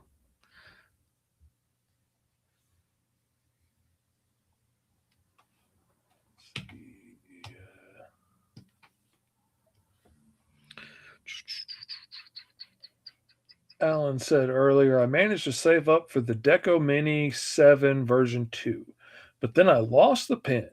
I swear these things go invisible half the time. Now I have to buy a new pin. I just had to buy another one of these for the XP pin, and it has to be the particular one for like my model of screen. I've got two of these, and like finding the right one that would work with my screen, because I will look for this thing and look for this thing, and I can't find it. I usually work out of my recliner in the other room because it's easier on my body and my nervous system, and I tick a lot less when I'm sitting in the recliner, so I can work longer hours. Uh, I will look for this and look for this before I get up, and I'm like, okay, it's not on me. And then I stand up, tick, I hear it bounce across the floor. Yeah, It always lands tip down every time. And I don't care about like breaking the tips. I've got extra tips. What I care about is like breaking that sensors in there, that it's springing off of. And it always lands tip down, and it was starting to get sketchy. So I finally put a new one on my Christmas list, and my wife's grandma got it off my Amazon list, and she's like, "You always get the most interesting things. What's that for? What's that? What's that big pile of mesh we bought you for? Oh, that's silk screen for screen printing, because I want to start screen printing my boxes myself. So yeah, I wanted screen so I could do that. Nice. But yeah, the pins are a pain, man. For my Microsoft Surface, I bought 15 replacements for that thing because they were so small, and I dropped them all the time. Um, let's see. Ben said, I also rolled up a politician ghost hologram intangible character. Oh, see, I like that, because I mean, that could be an AI, that could be some kind of extra dimensional being, that could be a ghost, that could be whatever, because this isn't hardcore, you know, sci-fi. This is, where you can have robot assassin teddy bears and 4 foot tall hopping pirates and superheroes that grow and shrink, and eyeless You can do megalomaniacal it. supervillains. Man, You got it. You did it.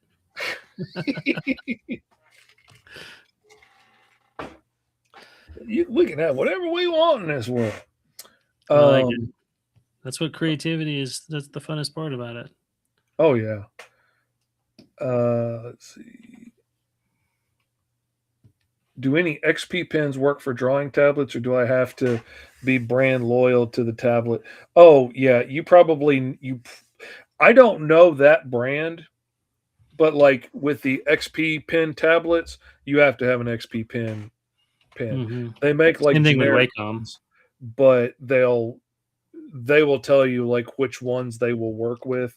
And like I would buy generic pens that worked with my Microsoft Surface Pro, but they looked almost identical. And I realized some generics were better than others, and I realized the generic I liked that was cheap enough for me to keep buying, because I keep dropping the damn things because they're way smaller than this. And so I could buy a lot of them and not feel bad about it, and they worked good. This one was a little bit more expensive to have to replace, but I really like the XP pen tablets. They work well. They've got a good surface area. They're not super heavy. This one's a little heavy because it's big. It's got like a 16-inch screen or something on it. But it's like, I can't remember, $500 or something, as opposed to like, Wacom's get really pricey really quick. Yeah, this one that I'm drawing on right now is let's see if I can unhook this for a second. There we go. So this is a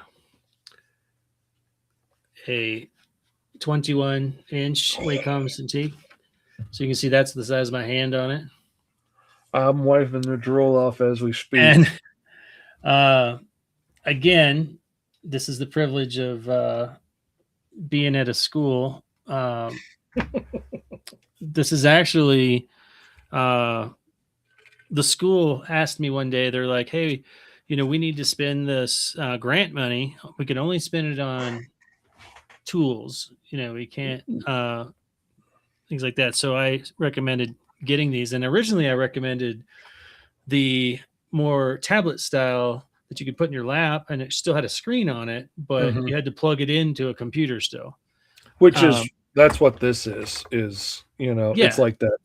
It's like a big blown up iPad, and then it's got a tether that goes to the computer that's doing the hard work. This gives me a screen I can draw on. Right. And that's what I asked for. This is what they got, and they got like a dozen of them.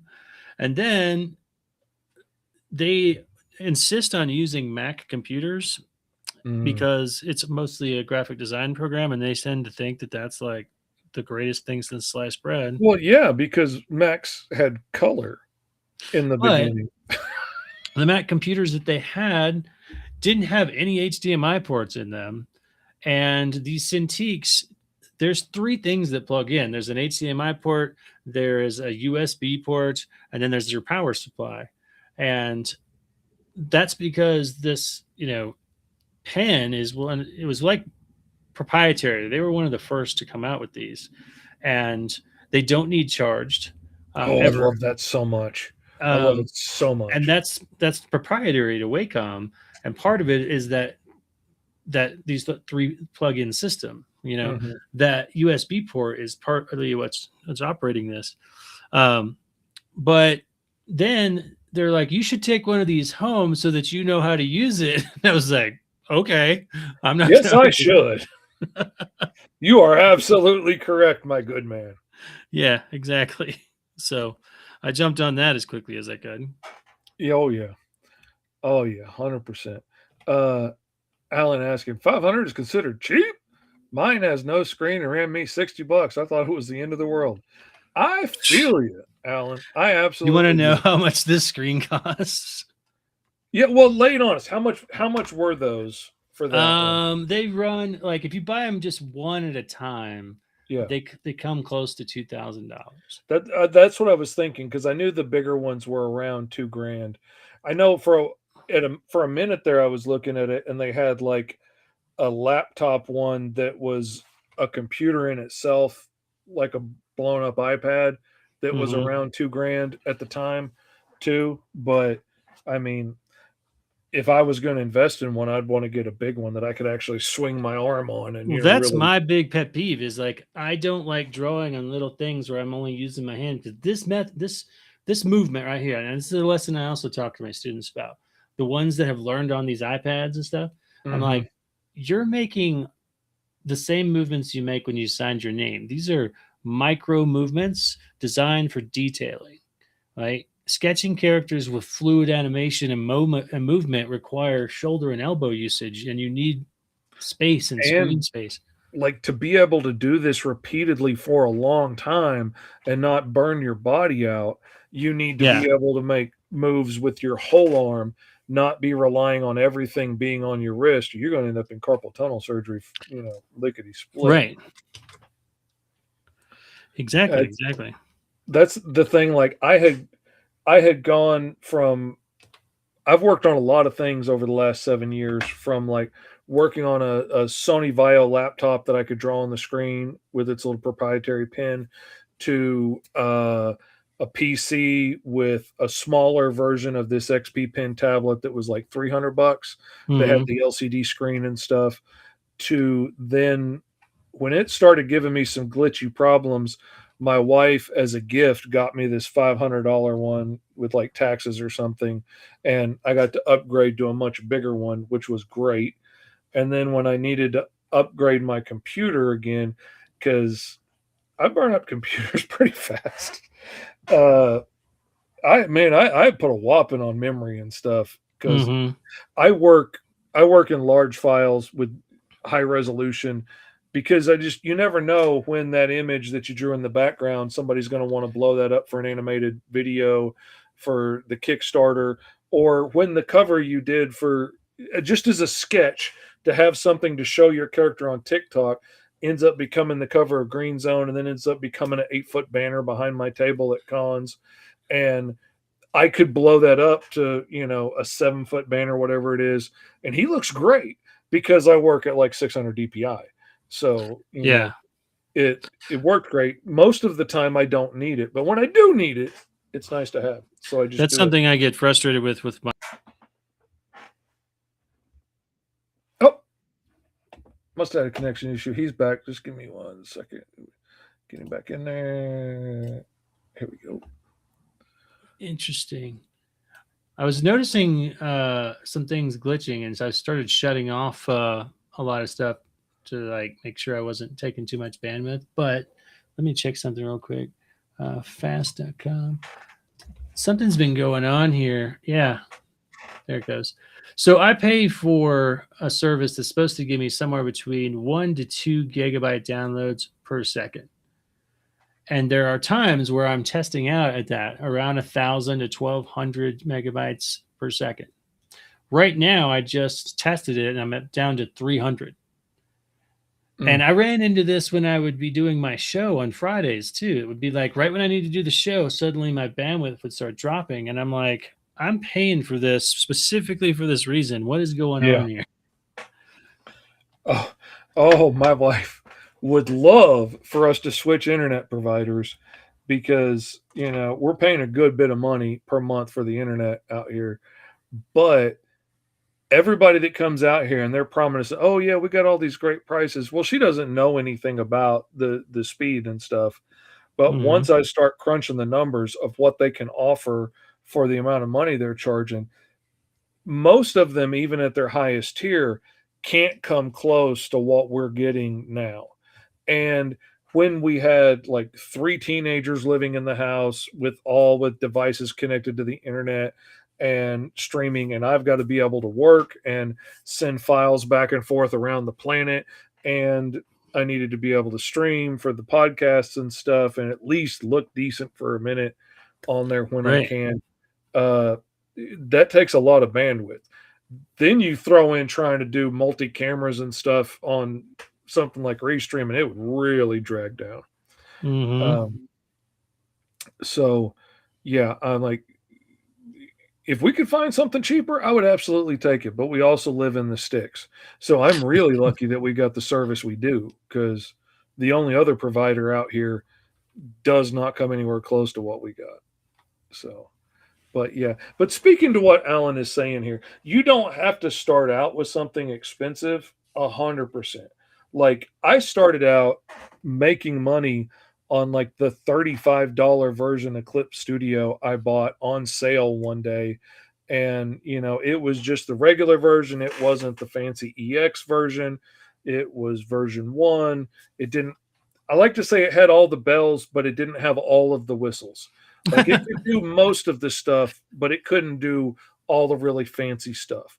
Like, it had the 3D models you could pull in and pose and draw on top of if you wanted to, but it didn't have all of the fancy controls to like change their size and stuff in all the detail that you could do in higher versions, or draw on them and save it like you can now with some of the higher versions, and have that picture of your character's face drawn on a 3D figure that you can look at and see what his tattoo looks like from wherever. They have lots of cool features now if you want to pay for those higher versions. Yeah, they do. But and it's cool. But I made money for a long time on that $35 version.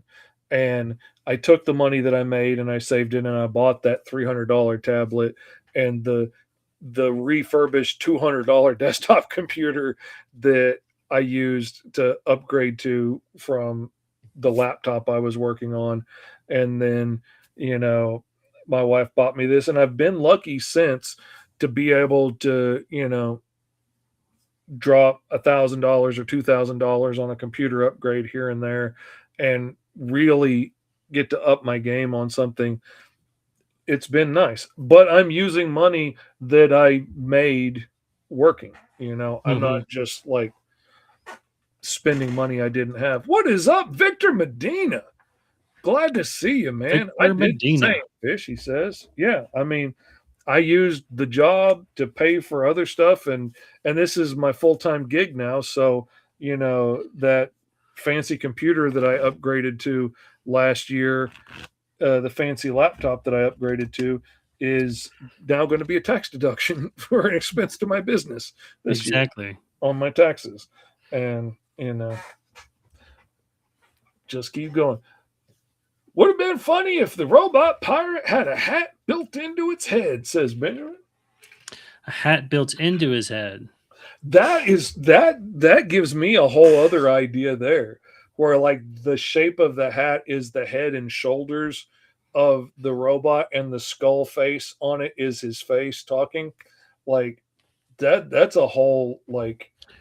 All right, say that Weird again. Harold from Fat Albert. I heard the skull face was talking. So say that your idea again. Well, you know what? Let me just sketch out what I'm thinking. If like, his shoulders, if that profile was like the head and shoulders of a robot, so that like his arms came out of here, say, and and then his face was like a skull shape on there inside of it. Yeah. That could be really fun. Mm-hmm. Maybe have a big feather coming off of it or something. But I may have to draw my own little space pirate robot jumper guy. That's a fun idea. I like it. But see, that's just it. Like, I wouldn't have thought of that idea if somebody hadn't kicked that out. Right. Alan says, makes sense. What's the difference between getting a big tablet for like $500 and spending $2,000 plus for a tablet? Can that only draw? Well, yeah, like the one that I got for like this one that I'm working on now that I think is around 500 to 600. This is like a 16-inch screen, I believe. It's nice. It's big. It only draws. It has a tether on it that wires it to the computer. So it's like having an extra screen.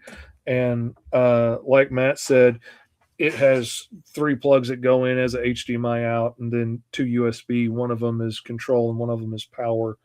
And it gives me a nice big surface to be able to draw on. The $300 one I have in the other room that has like a 13-inch screen works just as nice and is a little bit heavier than an iPad and is great for sitting in my lap and drawing in the recliner and nice and comfortable. This one was a little bit too heavy to have loose on my lap. I was getting carpal tunnel issues like propping it up with one hand because it's a little heavy. It works a lot better at a desktop. But I love the bigger screen on it. I would like to go to a big one like he's got. And XP Pen does one like that too, that probably doesn't have all of the functionality. Like Wacom's got some pretty nice specialty functions with the way it registers tilt and stuff like that. But XP Pen's pretty good and it's cheaper, which is why I use it. Right. It's good enough to work professionally and gets the job done. But yeah, it's just in what you're getting out of it. Like I said, the one that I was looking at back in the day that was Wacom was like a iPad. It was a self-contained computer that you could draw on and stuff and take with you. But I was worried about compatibility, because it was being made by Wacom. Was it going to work as well with the software that I was used to using, or was I going to have to use something different? Like that's the thing that's really stopped me from going to an iPad, because I just don't want to have to learn the whole system. And I kind of got a beef with Steve Jobs. Yeah. I don't like the way he ran his business. I know why he ran his business that way, and it made it very profitable, but I don't like the way he ran it. And so, I hear you. And just like you were saying, the graphics department using Macs, like that is a thing that sticks in my craw, because so many people still think, well, you've got to have a Mac if you're going to do graphics. Macs were the go-to for graphics because they were the first ones to have color. Like that was a long time ago. And that doesn't matter anymore. Like when I was in college, the difference between IBMs and Macs were that Mac had a algorithm for processing color that went like 10 milliseconds faster than the algorithm that IBM had for processing color. So it processed the color on the screen a little bit faster. And that was the only discernible edge that they still had at that point. Now, everybody makes a jump here or there now and then, but basically they're all ripping each other off and doing the same thing. It's indistinguishable other than they work. The computer works a little differently. How files work and stuff is just set up a little bit differently, and they like to keep everything proprietary so that it doesn't play well with anybody else, so that it makes everybody want to use their stuff, which aggravates me. Like making Android text messages come up a different color, so it makes Apple users feel superior. Right. That's just a manipulative little thing that aggravates me that companies are doing that. If you just want to get rich, that's a really great strategy to take. As a human being, that's a very aggravating strategy for a business to take, to me. But that's me. I will get off my soapbox about that because I can go on all day about Apple. Yeah, I have a problem with it too because I teach at the school, and a lot of students will ask me like, what computer to get, and what I tell them is like, look, if you can afford to get a current model Macintosh computer, whether it be a laptop or whatever, then you're probably gonna do pretty good. But it's gonna cost you $2,000 or more. Mm-hmm. Said what I did was I built a PC. I got a nice processor and a nice motherboard, and it had room for growth. And so it had 4 hard drive spots. Each one holds a terabyte. It had 4 RAM spots, and each one of them holds 32 gigs. So altogether, that's 128 gigs of RAM I now have. When I started, I only had 16, but they had the room to grow. And my initial computer build was like $800. And then I just kept adding stuff as I could afford it. And if something goes wrong, I can just, change a part out. And that's the other thing I don't like about Macs is that, like, if something goes wrong, then you have to send in your whole computer and wait and hope that they do something with it and go without for all that time. Which when you're trying to make a living with the device, like I am, that's an issue. That's why the first time my new laptop just fritzed out and was like, yeah, you don't have a hard drive. We can't find that anymore. And I had to reboot from scratch and reformat the hard drive and everything. The first time it did that, I didn't send it in then because I didn't want to ship it all the way back and wait a month or so to get a device back because I work on it every day. So I just reloaded everything and started rebuilding the things that I lost. And luckily, most of my files were backed up, but like all my custom brushes and stuff got lost. And it really sucked. But I wish I would have sent it back then because it did it again like a month or two ago. And I'm still every day thinking of things that I lost in that last one that I can't get back. Because the first time it happened was right after I switched computers. So I didn't lose a whole lot because I'd backed everything up. I hadn't backed up my Clip Studio stuff, which is the nice thing. Clip Studio has its own cloud.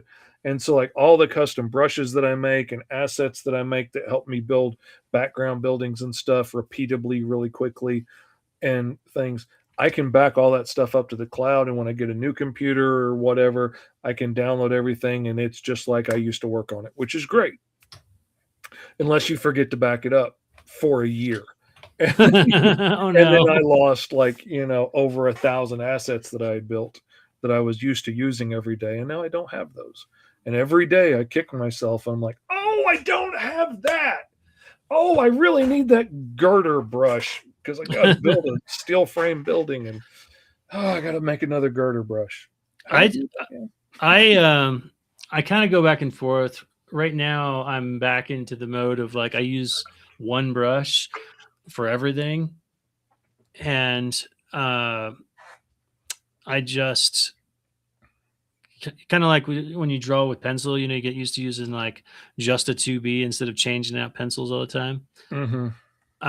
But then, I'll come across some cool brush and I'll be like, all right, I want to try that, and I'll have fun with it for a while. But I always end up coming back to just like a regular round that's slightly has a few customizations on it. Just trying to see if I could find something in here. Um, Here's one thing that I use a lot. That I'm gonna pull in. Let's see, turn that off so we can see this. Okay, like I built this whole window here as a unit, and I can grab it and change the size of it and whatnot. And I can go in and use free transform and like bend it to fit in perspective to go along with the drawing of the building that I'm doing. If I'm That's doing a a that's house, a smart time saver. and I built it in many layers so that now I can grab each one of these like pieces of trim and move them around to make them stick out in 3D, or Hmm. grab the sections for the inside of the window and move them around. Let's see, here's the interior window. Let's move that one back. See, and I got one here that I can put the drop shadow on the window. And so, like, that makes it really quick and easy to move these things around. And Yeah. I make some really complex ones for buildings and stuff that have a lot of layers to them. And I should do more stuff like that because that's a smarter way to work. For oh, sure. well, yeah, I mean, when I'm doing so many like city backgrounds, or like if I got to draw this suburban house 10 times in the background of a scene, I'm going to stop and spend an extra 2 or 3 hours building some assets like this that I can reuse, that I can reuse to make it look nice in 3D over and over, not just make like a stamp of the building I can pop in and you got the same image over and over, Right. but like do a nice drawing of the floor plan of the build of the rooms inside, so I can lay that in out in perspective and be like, okay, this is where the couch should be, this is where the doors way should be, and helps me lay it out and keep it consistent. Making the front panels and doors to the cabinets in the kitchen so I can bend them into perspective and then bend the doorknob just a little bit, and boom, I've got a 3D kitchen from any direction I want to draw it in. I've even done it for ships and made them in like a lot of pieces that I can bend. I had a set I lost for like AC units that was beautiful, that I could bend the whole thing into perspective and then just grab the corners of some pieces and move them around, and boom, I had a 3D air conditioner, and I could change out the face front and use one of 5 or 6 different faces of air conditioners that I had drawn on there. I had a whole set built for fire escapes, so I could knock out a fire escape in 10 minutes on the side of a building in 3D and have it look nice. Oh, I missed that one. I got to rebuild it, but God, that thing took me all day to build. What and yeah, I think that that's really like a helpful tool when you're talking about making repetitive type of situations in comics. Like I just I don't know why I don't do more of that, because like one of the things that you've seen me draw a lot of in my comic is stonework. Constantly Oh drawing man. stonework. And I should just sit down and make me a couple of custom stone brushes. But If you make yourself a couple different repeatable stone brushes, and then you can just like bring that in like that, and then you know resize it to where you want it. And let me put this on free transform. And then I can Mm-hmm. bend it into perspective real quick and then throw a mask on it. And so let me ask you something. Since you're working, are you working in pixels when you're doing that or vectors? I'm working with image objects in Clip Studio, which they can be either vector or raster images, but it remembers it like an object. So it has nodes on the sides of it that I can move around, and I can just click on it and grab it like it's a vector object or something and move it around and change it.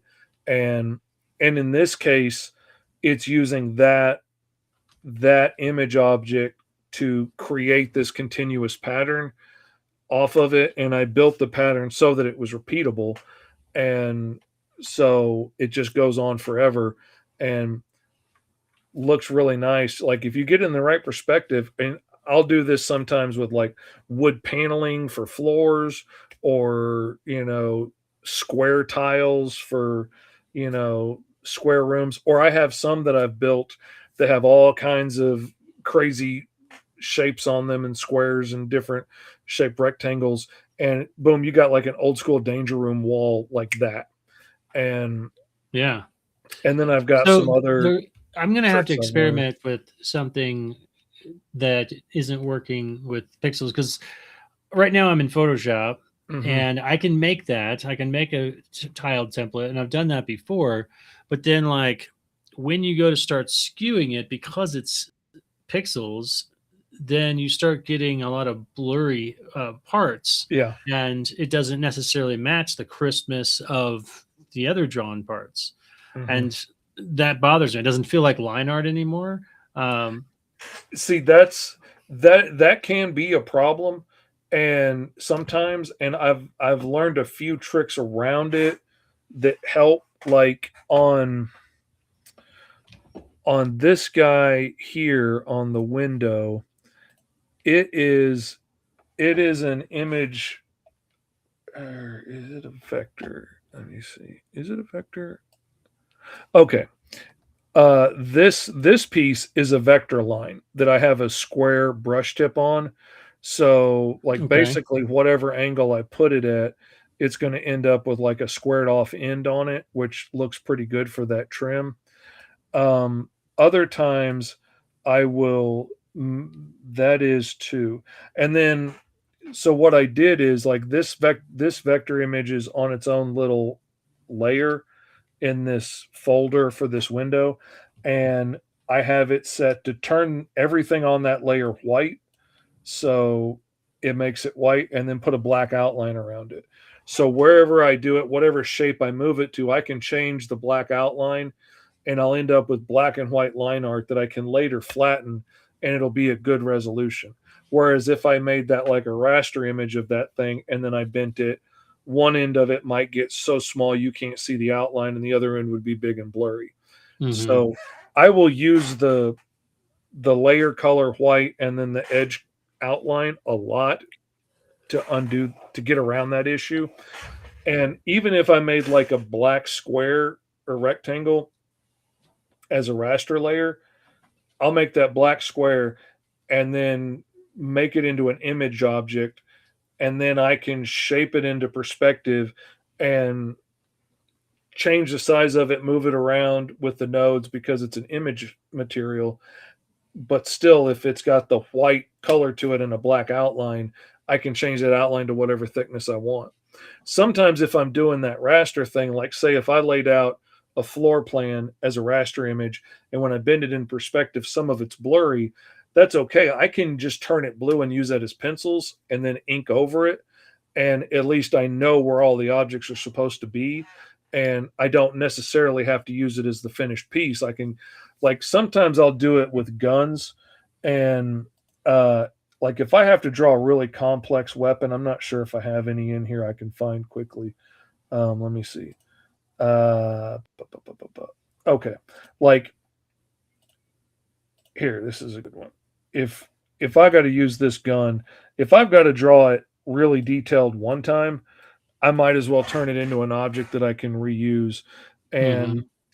now it's an image object, so it's basically a raster image, but I can move it around and do whatever I want to with it. And if I need to throw an outline around the entire thing to like bolden up that gun and make it stand out, I Mhm. can.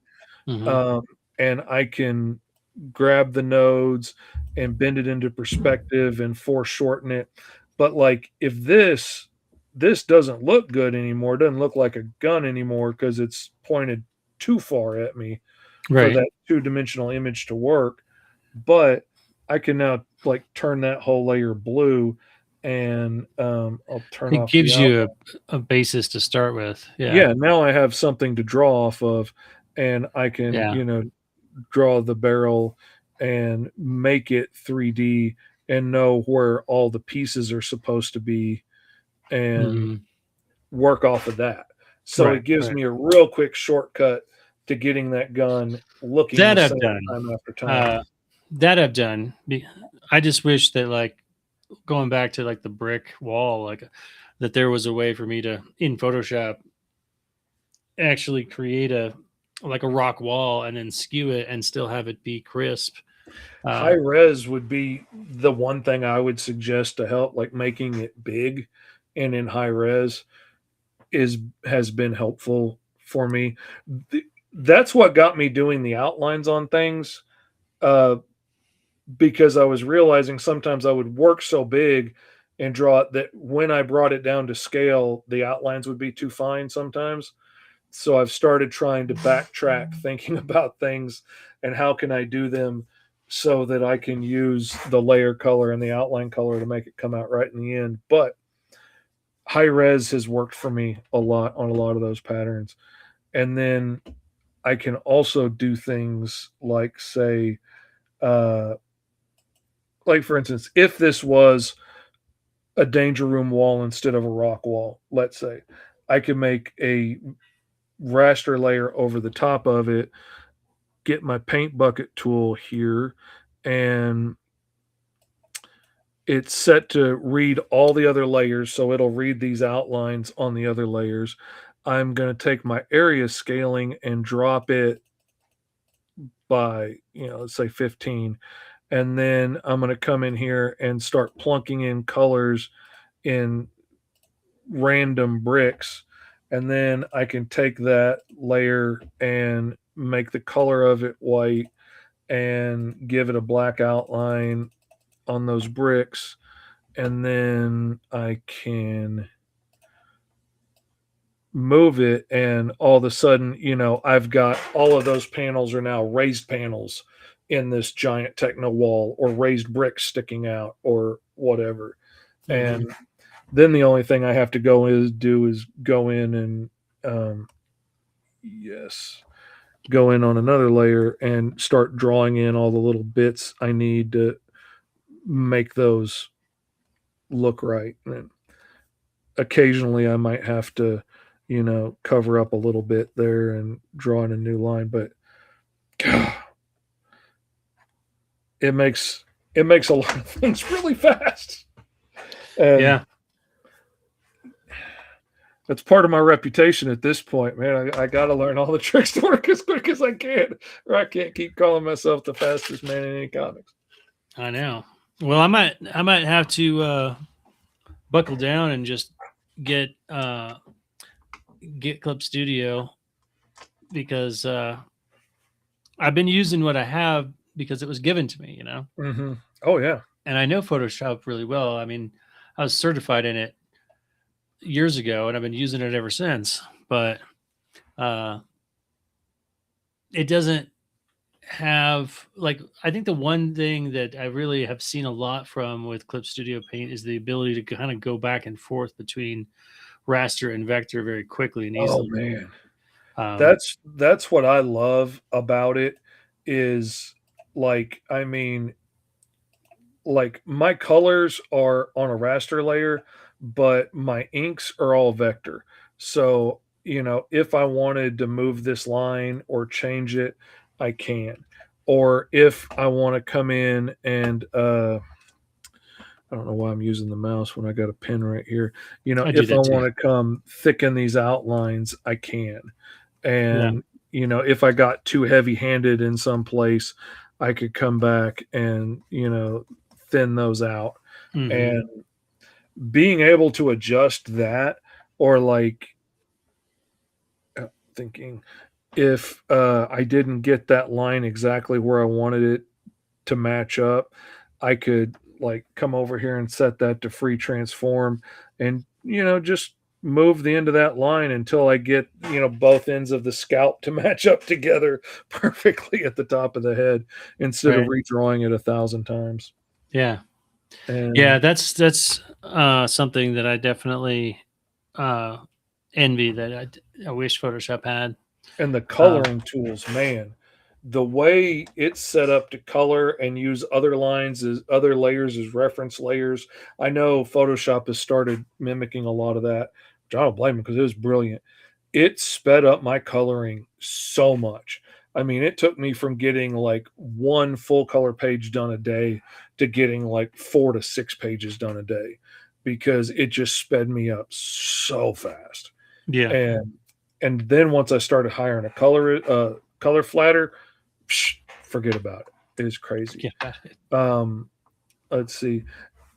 Alan, do you have names for your drawing tablets? I don't name my drawing tablets, but I do give all of my computers and stuff weird names because now, like, I still use all my other computers. Like, the tablet that I don't draw on anymore is now like my hub in the other room that I have all of my hard drives plugged into for backups. So I can get to all of them at one time through the network now. And so, like, I name everything. That's the Bat tablet because I was on a Batman theme at the time. I got the Bat screen in here. I got the Bat TV in the living room. I got the Bat tablet. My new laptop is Rabbit, named after Rabbit and Alice Lost in Wonderland.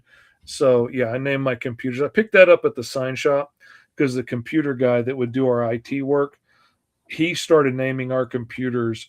So when we had a problem and called him, we could tell him, you know, we had a problem on Tiger, and he knew which one Tiger is instead of us saying, you know, the gray one. You know, it helped. And so Right. I do that now too. But yeah, absolutely name it. Benjamin says, imagine rolling a character that has a condition that turns your hair white, even if you're a young adult. Just like in Alice Lost in Wonderland, where everybody born untethered in time has bright white hair. Available now in the TikTok shop or at MrFitComics.com. Issues 1 through 3 available. Issue 4 will be going live in February. I love it. But that's absolutely why they have white hair in my story. Is white hair marks you as being the only version of you in the entire multiverse. So that's what lets them travel time and not die from the paradoxes, because they're not woven into the time stream by all the variants and the whole tapestry of the multiverse. They're just like a speck on top of the fabric. So when they change something and that whole tapestry gets rewoven, they just float on top of it and see everything change, and they don't get rewoven in the process. So now there's no reason for you to want to go back and, you know, kill Hitler, because Hitler never lived. So you don't go back in time to change it. So Hitler lives. So now you want to go back and change time. You don't end up in those loops. It was my easy way to get around having to write around that problem. And Right. I love it now. It's become this whole thing. And now it's even become, that's why we turn gray as we age, because the older we get, the more of our variants die off. And so, like, I've only got a couple left and I can start traveling time and not die. So Yeah, I must have had a few variants die on me already. So. you can tell What? who lives harder and does dumber things by how quickly we turn gray, because more of our variants died off. Well, hey, this has been really fun. I hope you guys like what I made. Oh yeah, man, that came out so cool, dude. I love the color on that too. That is sharp, man. Oh, thanks, man. Oops. I'm hitting zoom out on the wrong screen. I have too many screens. That is a problem. Well, that's a whole nother subject matter that, again, it's like when I teach in my class, I'm really familiar with color schemes, colors that are, work well together, and I teach that stuff, um, color theories, things like that. And like this is the challenge for me as a comic book creator. I can color something, but I'm not going to be as fast or efficient as a professional colorist who does it every day. Hmm. And sometimes the colorists are also just going to come up with better, more saturated colors. And so I've been really, really appreciative of all the colorists that I've worked with. But every once in a while I'll get one, I'll hire one, and I'll usually do a color test, and I'll be like, color this for me. And I get frustrated when I'm like, I can color this better than you and I'm not a colorist. Right?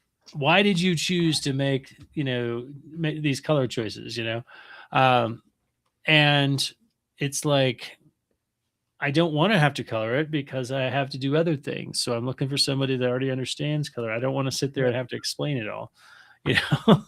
Oh But God.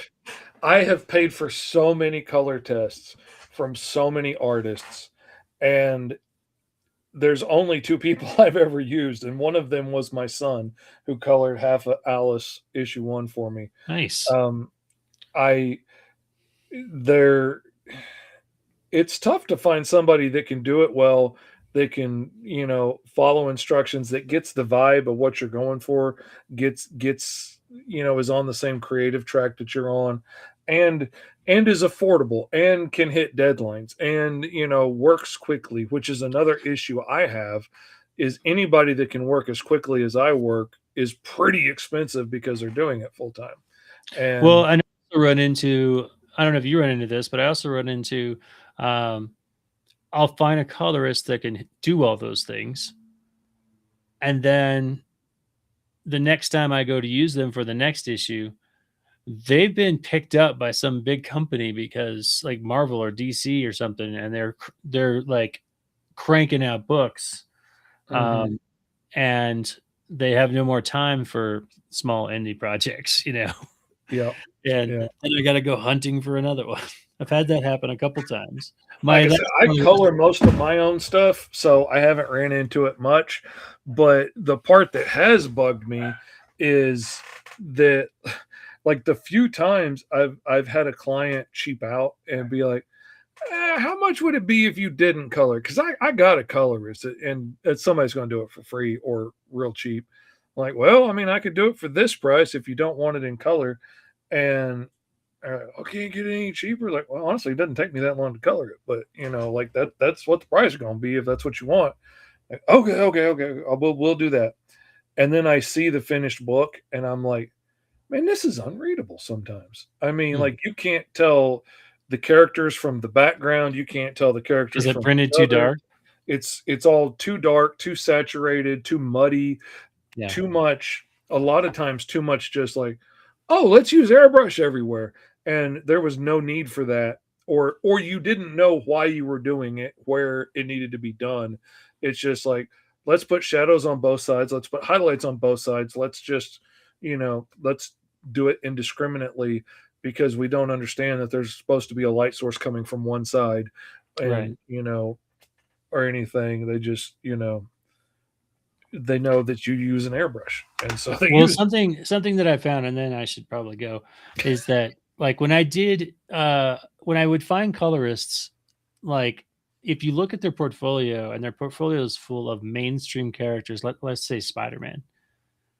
Well, if I am practicing to color Spider-Man or I want to color Spider-Man, I have billions of samples to pull from Mhm. of not only how he's colored, but lighting and shadows. And I can just sit there and How mimic does he look at what night? someone How else does has he look done. in the morning? How does he look Yeah. in bright sunlight, in the shadows? Yeah. But then, like, so I found someone, like I said, that had good samples because of that. But then when I said, okay, here's my comic book page taking place in Scotland, and it's supposed to be, bright. I don't know if you've ever been in a region that is lush and green, but also overcast and misty, like Seattle, right? So you get vibrant colors, but it's also dull and dreary at the same time, Mhm. you know? And I'm like, the sun doesn't come through very often, you know? And then because they don't have a reference for that, they don't have a million other Spider-Man samples to go pull Mhm. from. Now they're at a loss, and they're like, I don't know what to do with this. But I hand it to a colorist who has been in the comic industry a while and has colored all kinds of things and all kind of scenes in different places. Yeah. They can nail it. But a lot of people have just only practiced doing cover art and used other cover art as samples, and that's not as hard as setting mood and tone in an actual scene. I found a guy that I really liked, and I hired him on Green Zone 2. Is Nick Eats on Facebook, I think now is his name. Um, Great. He did a great job on Green Zone 2, and I love what he did with it because I really wanted to take the colors flatter and I wanted to go with a more limited color palette. And he did a really neat, almost monochromatic vibe in every scene. So every scene had a different color vibe to it. And you knew when you changed scenes. I really liked it.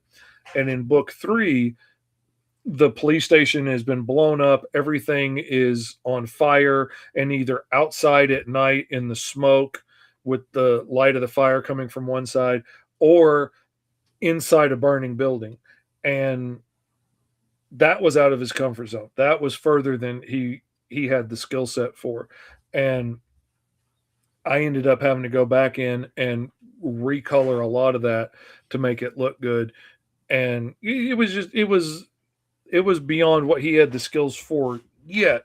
And he might nail it now, but that was several years ago. And Mm-hmm. but I get it. I couldn't do what I do now 5 years ago. What I'm going to be doing in 5 years, I can't do now. Like, Yep. we learn and we grow and we get better. Yep. But man, thank you so much for coming on the show today. This It has was a been blast. really informative. I think people have probably learned a lot from our conversation today, and I hope they so. got to see us create some awesome characters. I don't know if you have a name for your guy. I know my dude is like a futuristic Robin Hood knockoff. I'm thinking some kind of like Dark Arrow or something, but I kind of started going with an A theme in the layout of some of his design. Do you have any name ideas for your guy? Um, I don't know. I would have to think about it. I mean, something Scourge, comes to mind. Oh, yeah, oh, like something the scourge of outer space, oh, there's something there that's going to be cool. But anyway, thank you so much for coming on. This has been a lot of fun. I really appreciate it. I honestly did not intend to keep you on here this long, but we've been having fun chatting. And thank Yeah. you to everybody hanging out in the comments. It was really nice getting to see some of the new faces like Alan in there. Thank you. Uh, Thank you to everybody else that popped in, seeing Victor and everybody else. We're going to get out of here and get going on some other projects. I'm trying to find where the videos are because I'm on a different screen. Thank you guys, and we will see you next time. Roll for hero. And even if you were to have like a prompt of 10 different things, right? Like say if you had one prompt of like, oh, like here's 10 different personality traits, here's 10 different superpowers, here's 10 different drawbacks. I like coming up with random list of powers and then just see